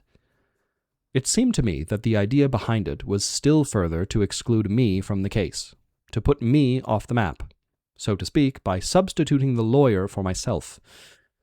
Anyway, it hardly mattered. I already felt worlds away from the courtroom and its tedious, quote-unquote, proceedings. My lawyer, in any case, struck me as feeble to the point of being ridiculous. He hurried through his plea of provocation, and then he too started in about my soul. But I had an impression that he had much less talent than the prosecutor. "I too," he said, "have closely studied this man's soul. But, unlike my learned friend for the prosecution, I have found something there. Indeed, I may say that I have read the prisoner's mind like an open book." What he had read there was that I was an excellent young fellow, a steady, conscientious worker who did his best by his employer, that I was popular with everyone and sympathetic in others' troubles. According to him, I was a dutiful son who had supported his mother as long as he was able. After anxious consideration, I had reached the conclusion that, by entering a home, the old lady would have comforts that my means didn't permit me to provide for her. "I am astounded, gentlemen," he added, "by the attitude taken up by my learned friend in referring to this home.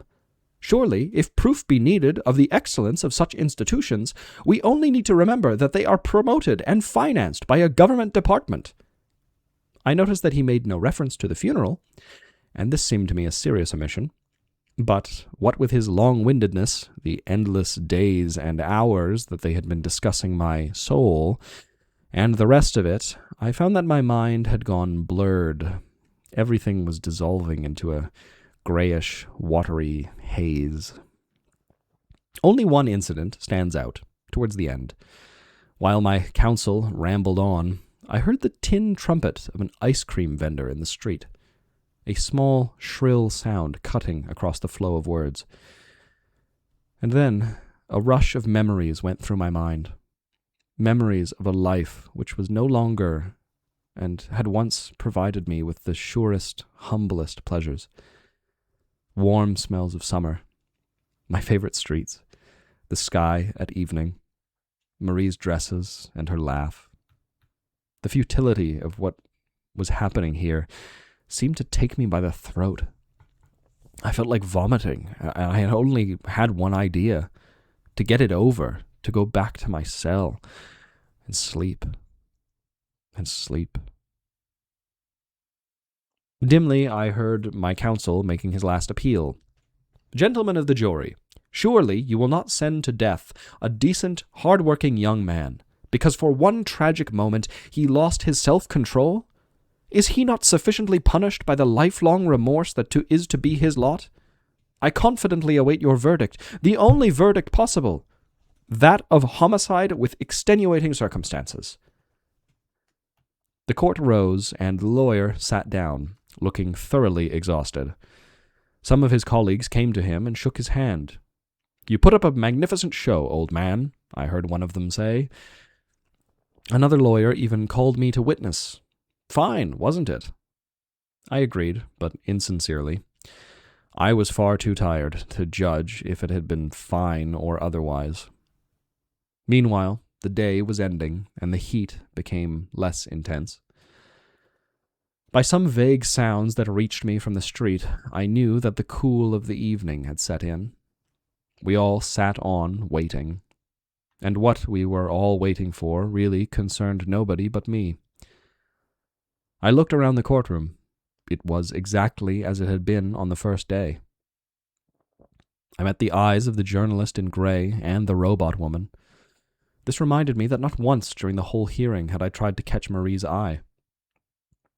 It wasn't that I'd forgotten her, only I was too preoccupied. I saw her now, seated between Celeste and Raymond. She gave me a little wave of her hand, as if to say, "At last." She was smiling, but I could tell that she was rather anxious. But my heart seemed turned to stone, and I couldn't even return her smile. The judges came back to their seats. Someone read out to the jury, very rapidly, a string of questions. I caught a word here and there. Murder of malice aforethought, provocation, extenuating circumstances. The jury went out, and I was taken to the little room where I had already waited. My lawyer came to see me. He was very talkative, and showed more cordiality and confidence than ever before. He assured me that all would go well, and I'd get off with a few years' imprisonment or transportation. I asked him what were the sentences of getting the sentence quashed. He said there was no chance of that. He had not raised any point of law, as this was apt to prejudice the jury, and it was difficult to get a judgment quashed except on technical grounds. I saw his point, and I agreed. Looking at the matter dispassionately, I shared his view. Otherwise, there would be no end to my litigation. "In any case," the lawyer said, "you can appeal in the ordinary way, but I'm convinced the verdict will be favorable."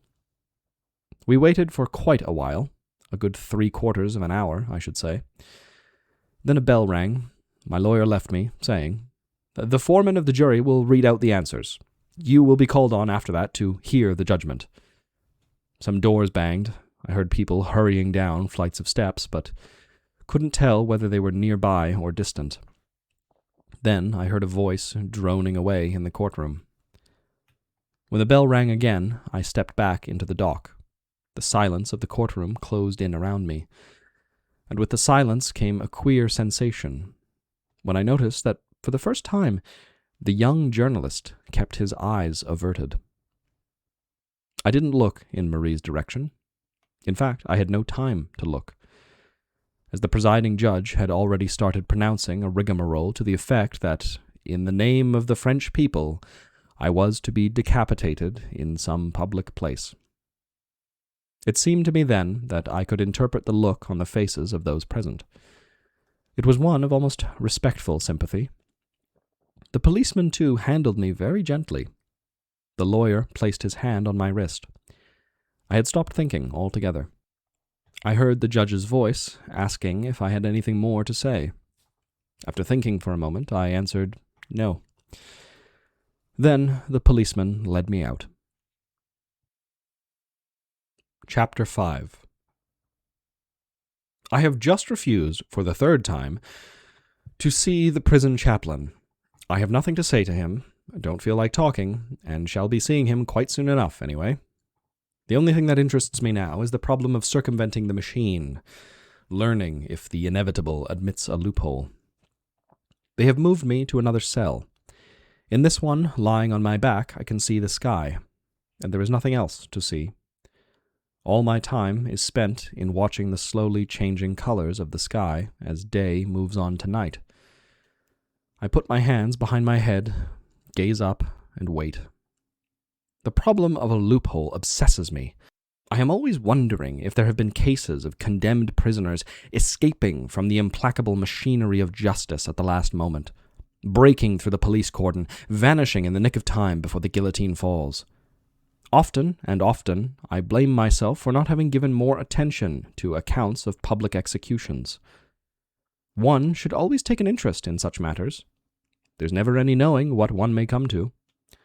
Like everyone else, I'd read descriptions of executions in the papers, but technical books dealing with this subject must certainly exist, only I'd never felt sufficiently interested to look them up.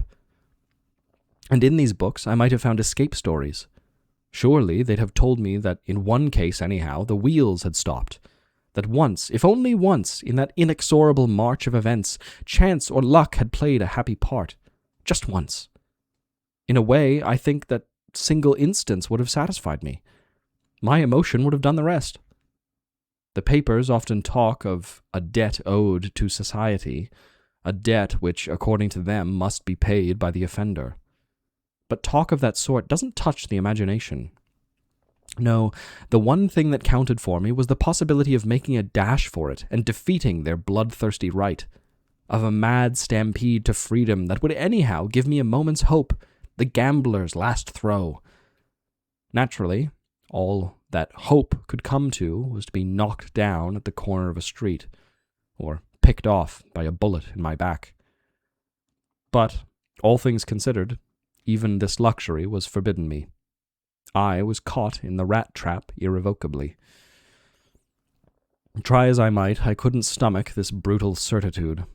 For really, when one came to think of it, there was a disproportion between the judgment on which it was based and the unalterable sequence of events, starting from the moment when the judgment was delivered.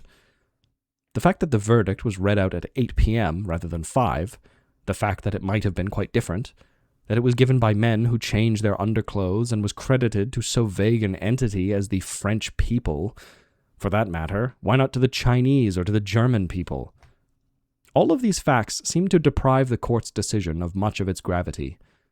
Yet I could but recognize that, from the moment the verdict was given, its effects became as cogent, as tangible, as, for example, this wall against which I was lying, pressing my back to it.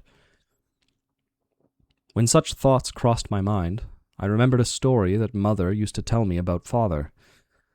I never set eyes on him. Perhaps the only things I really knew about him were what Mother had told me. One of those was that he'd gone to see a murderer executed. The mere thought of it turned his stomach. But he'd seen it through, and, on coming home, was violently sick. At the time, I found my father's conduct rather disgusting. But now I understood. It was so natural. How had I failed to recognize that nothing was more important than an execution? That, viewed from one angle, it's the only thing that can genuinely interest a man. And I decided that if I ever got out of jail, I would attend every execution that took place. I was unwise, no doubt, even to consider this possibility. For the moment I pictured myself in freedom, standing behind a double rank of policemen, on the right side of the line, so to speak.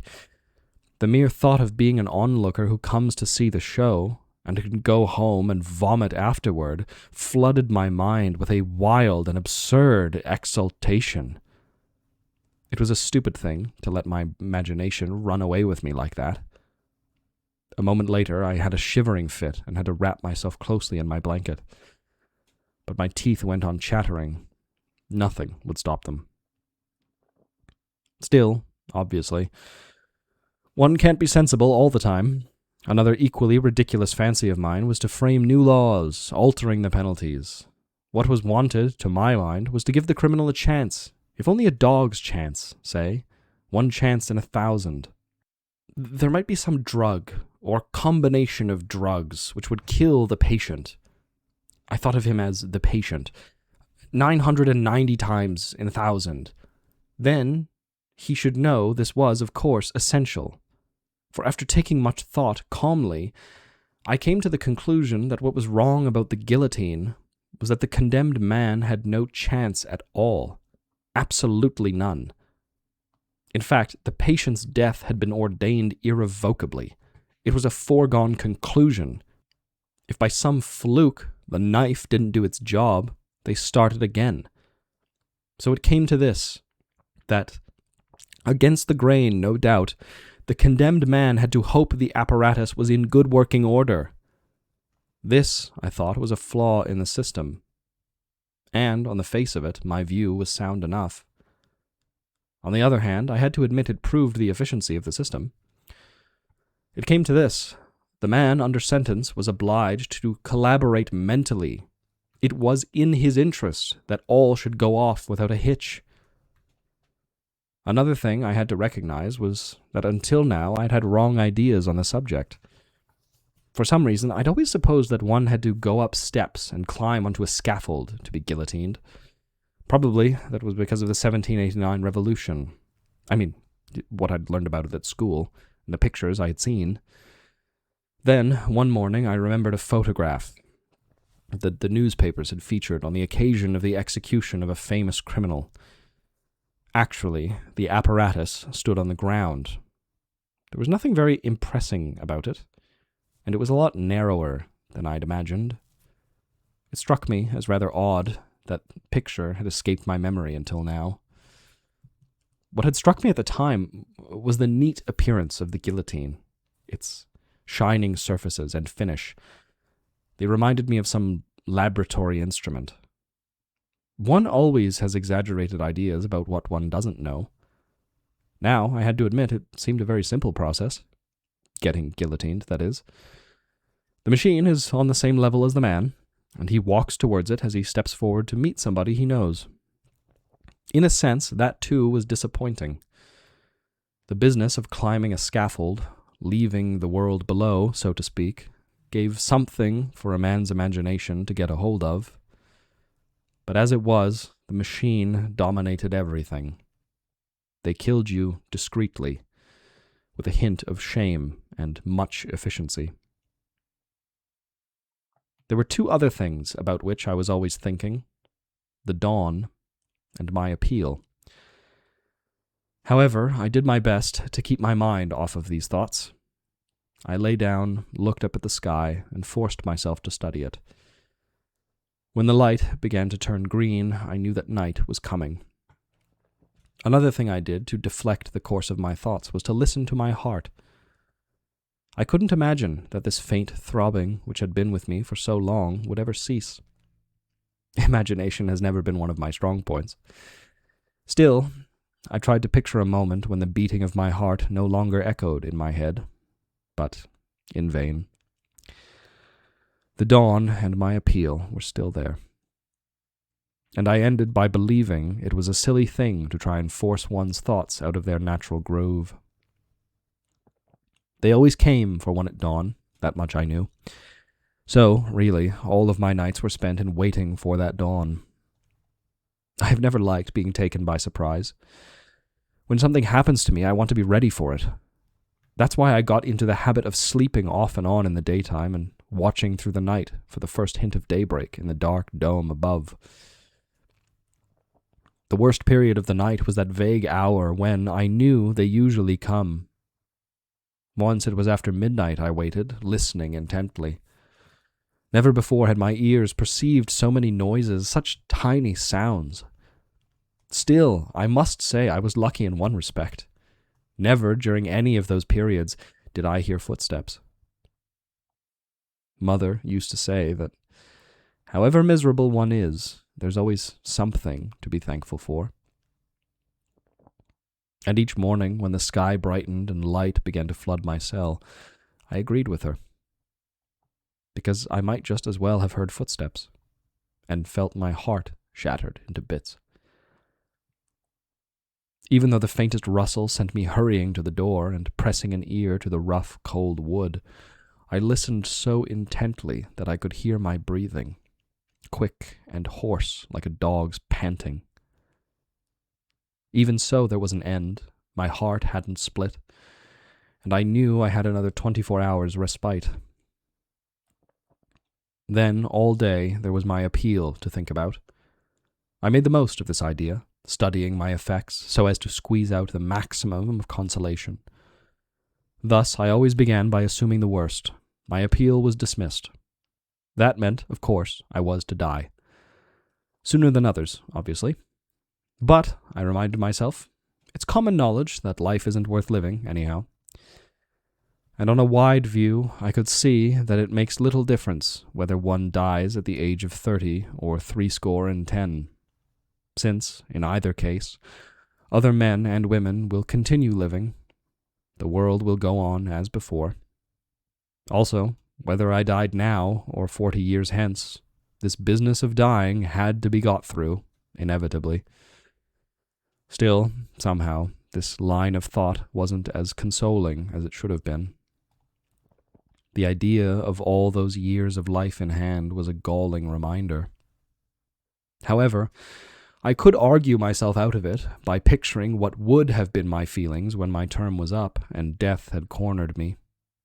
Once you're up against it, the precise manner of your death has obviously small importance. Therefore, but it was hard not to lose the thread of the argument leading up to that therefore, I should be prepared to face the dismissal of my appeal. At this stage, but only at this stage, I had, so to speak, the right, and accordingly I gave myself leave to consider the other alternative, that my appeal was successful. And then the trouble was to calm down that sudden rush of joy racing through my body and even bringing tears to my eyes. But it was up to me to bring my nerves to heel and steady my mind. For, even in considering this possibility, I had to keep some order in my thoughts, so as to make my consolations, as regards the first alternative, more plausible. When I'd succeeded, I had earned a good hour's peace of mind. And that, anyhow, was something. It was at one of these moments that I refused once again to see the chaplain. I was lying down and could mark the summer evening coming on by a soft golden glow spreading across the sky. I had just turned down my appeal, and my blood was circulating with slow, steady throbs.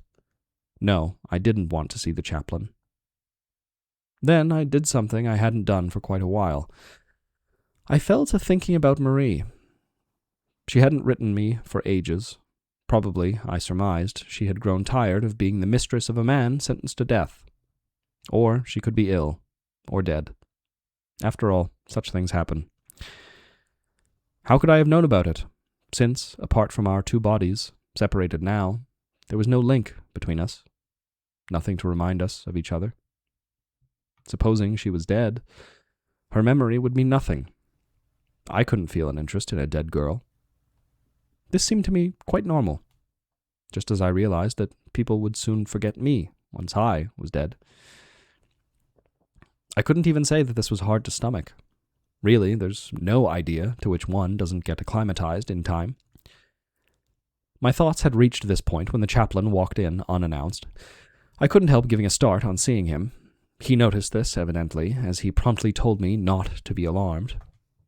I reminded him that usually his visits were at another hour, and for a pretty grim occasion. This, he replied, was just a friendly visit. It had no concern with my appeal, about which he knew nothing. Then he sat down on my bed, asking me to sit beside him. I refused, not because I had anything against him. He seemed a mild, amiable man. He remained quite still at first, his arms resting on his knees, his eyes fixed on his hands. They were slender but sinewy hands, which made me think of two nimble little animals. Then he gently rubbed them together. He stayed so long in the same position that for a while I almost forgot he was there. All of a sudden, he jerked his head up and looked me in the eyes. "Why?" he asked. "Don't you let me come to see you." I explained that I didn't believe in God. "Are you really so sure of that?" I said I saw no point in troubling my head about the matter. Whether I believed or didn't was, to my mind, a question of so little importance. He then leaned back against the wall, laying his hands flat on his thighs. Almost without seeming to address me, he remarked that he'd often noticed one fancies one is quite sure about something, when, in point of fact, one isn't. When I said nothing, he looked at me again and asked, "Don't you agree?" I said that seemed quite possible, but though I mightn't be so sure about what interested me, I was absolutely sure about what didn't interest me. And the question he had raised didn't interest me at all. He looked away, and without altering his posture, asked if it was because I felt utterly desperate that I spoke like this. I explained it wasn't despair I felt, but fear, which was natural enough. "In that case," he said firmly, "God can help you. All of the men I've seen in your position turn to Him in their time of trouble." "Obviously," I replied, "they were at liberty to do so, if they felt like it. I, however, didn't want to be helped, and I hadn't time to work up interest for something that didn't interest me." He fluttered his hands fretfully. Then, sitting up, smoothed out his cassock. When this was done, he began talking again, addressing me as my friend. It wasn't because I'd been condemned to death, he said, that he spoke to me in this way. In his opinion, every man on the earth was under sentence of death. There I interrupted him. That wasn't the same thing, I pointed out, and what's more, was not consolation. He nodded. "Maybe. Still, if you don't die soon, you'll die one day. And then the same question will arise. How will you face that terrible final hour?" I replied that I'd face it exactly as I was facing it now. Thereat he stood up and looked me straight in the eyes. It was a trick I knew well. I used to amuse myself trying it on Emmanuel and Celeste, and 9 times out of 10 they'd look away uncomfortably. I could see the chaplain was an old hand at it, and his gaze never faltered. And his voice was quite steady when he said, "Have you no hope at all? Do you really think that when you die outright, and nothing remains?" I said, "Yes." He dropped his eyes and sat down again. He was truly sorry for me, he said.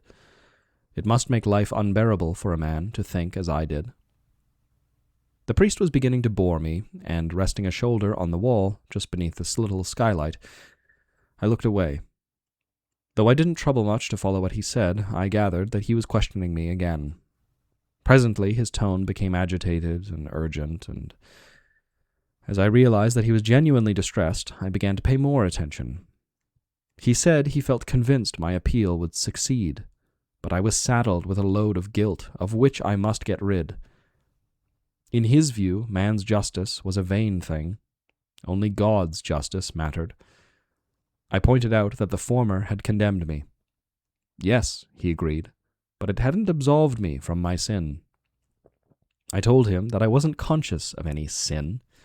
All I knew was that I'd been guilty of a criminal offense. Well, I was paying the penalty of that offense, and no one had the right to expect anything more of me. Just then he got up again, and it struck me that if he wanted to move in this tiny cell, almost the only choice lay between standing up and sitting down. I was staring at the floor. He took a single step towards me and halted, as if he didn't dare to come nearer. Then he looked up through the bars at the sky. "You're mistaken, my son," he said gravely. "There's more that might be required of you, and perhaps it will be required of you."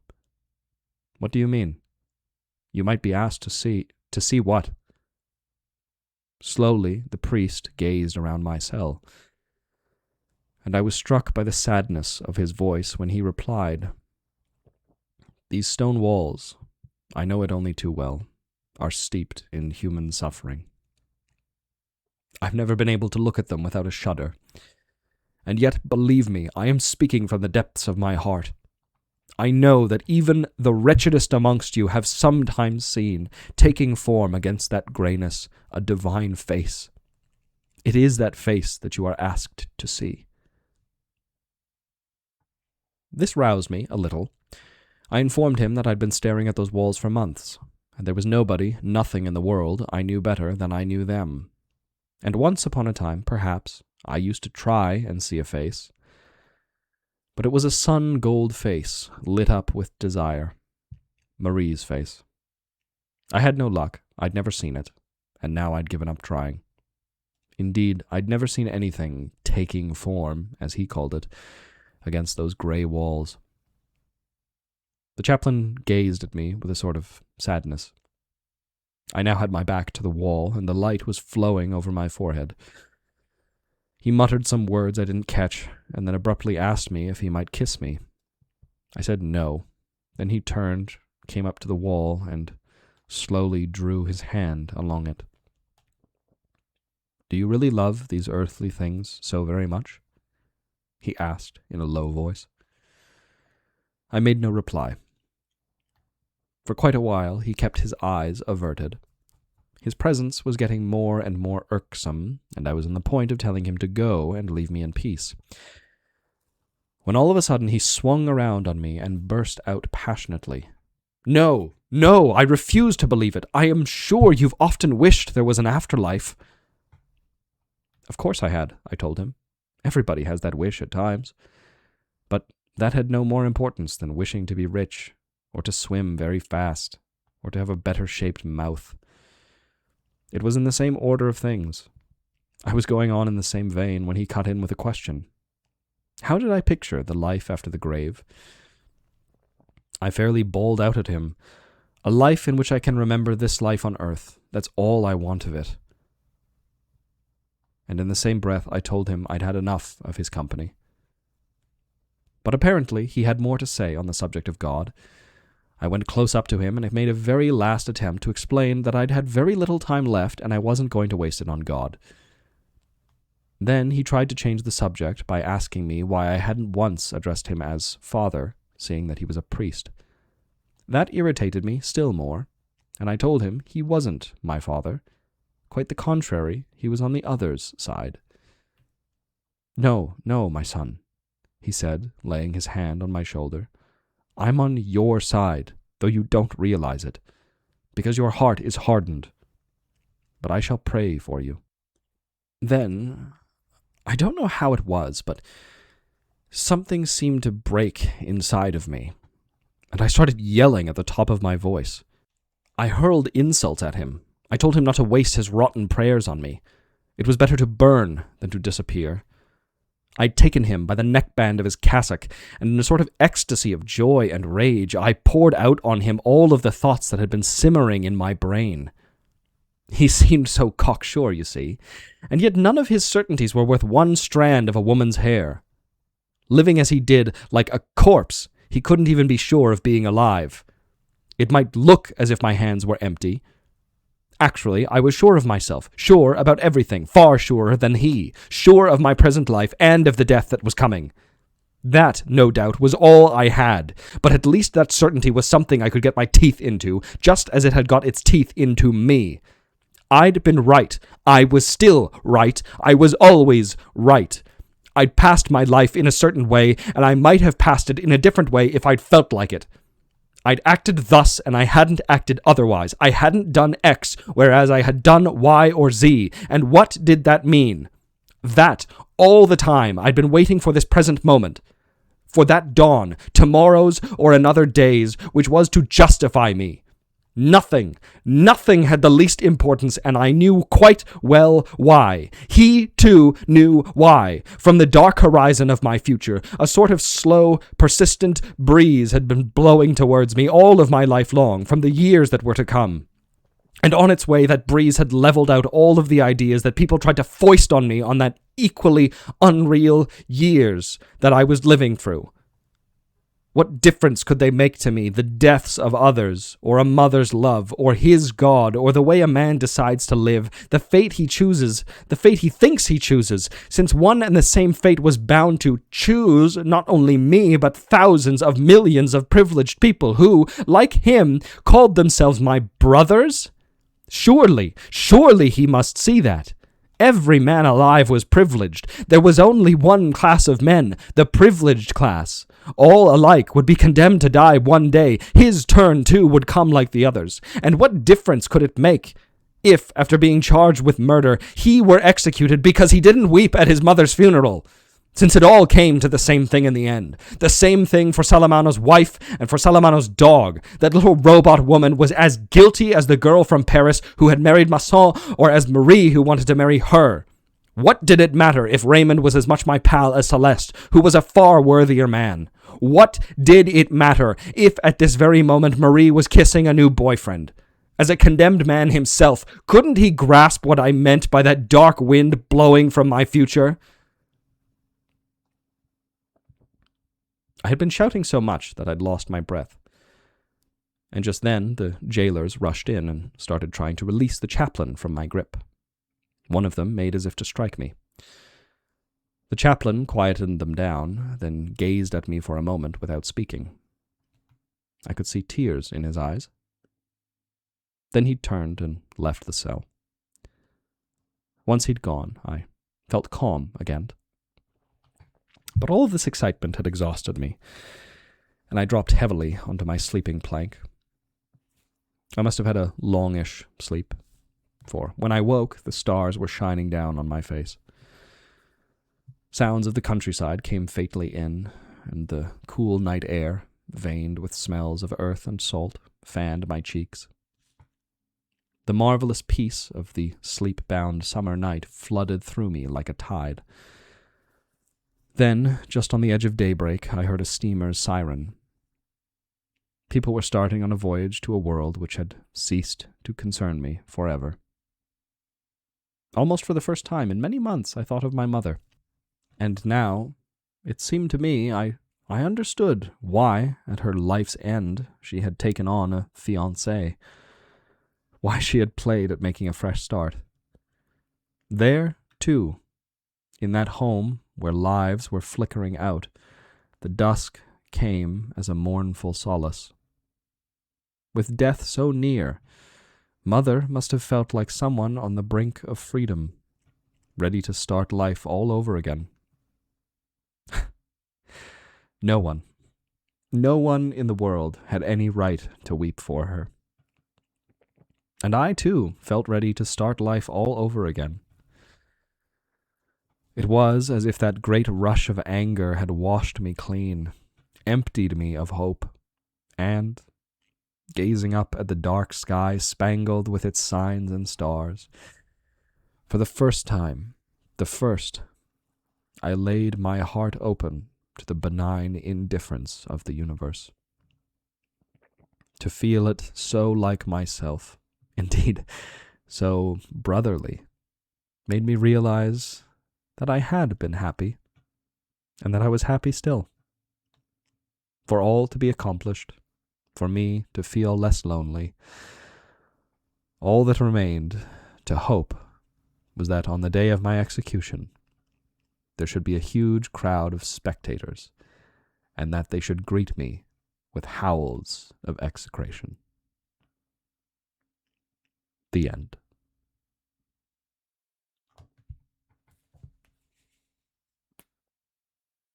I'd like to thank you all for tuning in. My name is Rylan with Kallipolis Radio. I produce audiobooks that I post for free on YouTube. They got a few ads at the beginning, but they've got none in the middle. I hope you enjoyed my reading of Albert Camus' The Stranger. Let me just scroll up to the top here, find the translation for you if you're interested. This is the translation, quote-unquote, translated from the French by Stuart Gilbert. So, excellent translation, excellent book. I do like Albert Camus quite a bit, and I hope you enjoyed my reading of it. I would like to thank our channel members. There's a couple of them. Our channel membership is $1 a month, or $2 or something. I can't remember in Canadian currency, but if you want to become a member, you don't really get any perks, but you support the channel, and it pays for this stuff to continue to be free. Also, I do love taking requests, so if you have any requests for audiobooks, they just need to be out of copyright, under 50,000 words, and preferably within the sphere of things I normally do, so classic literature, philosophy, religion, things of that sort. So usually it's got to be pretty old, like 75 years at least, so it's out of copyright. But, I'm always willing to take something into consideration. So thank you all so much for listening. Thank you all for being part of the lovely Kallipolis Radio community. My name is Rylan with Kallipolis Radio, or I am Kallipolis Radio. Who knows? I'm with it. I am it. It's like the Trinity. Who knows? But thank you for listening. I hope you enjoyed. Please comment what you thought. Comment anything. Comment nothing. Like it. Share it. Something or other. I hope you have a great day. Hope you have a great life. I will see you in the next audiobook. Goodbye.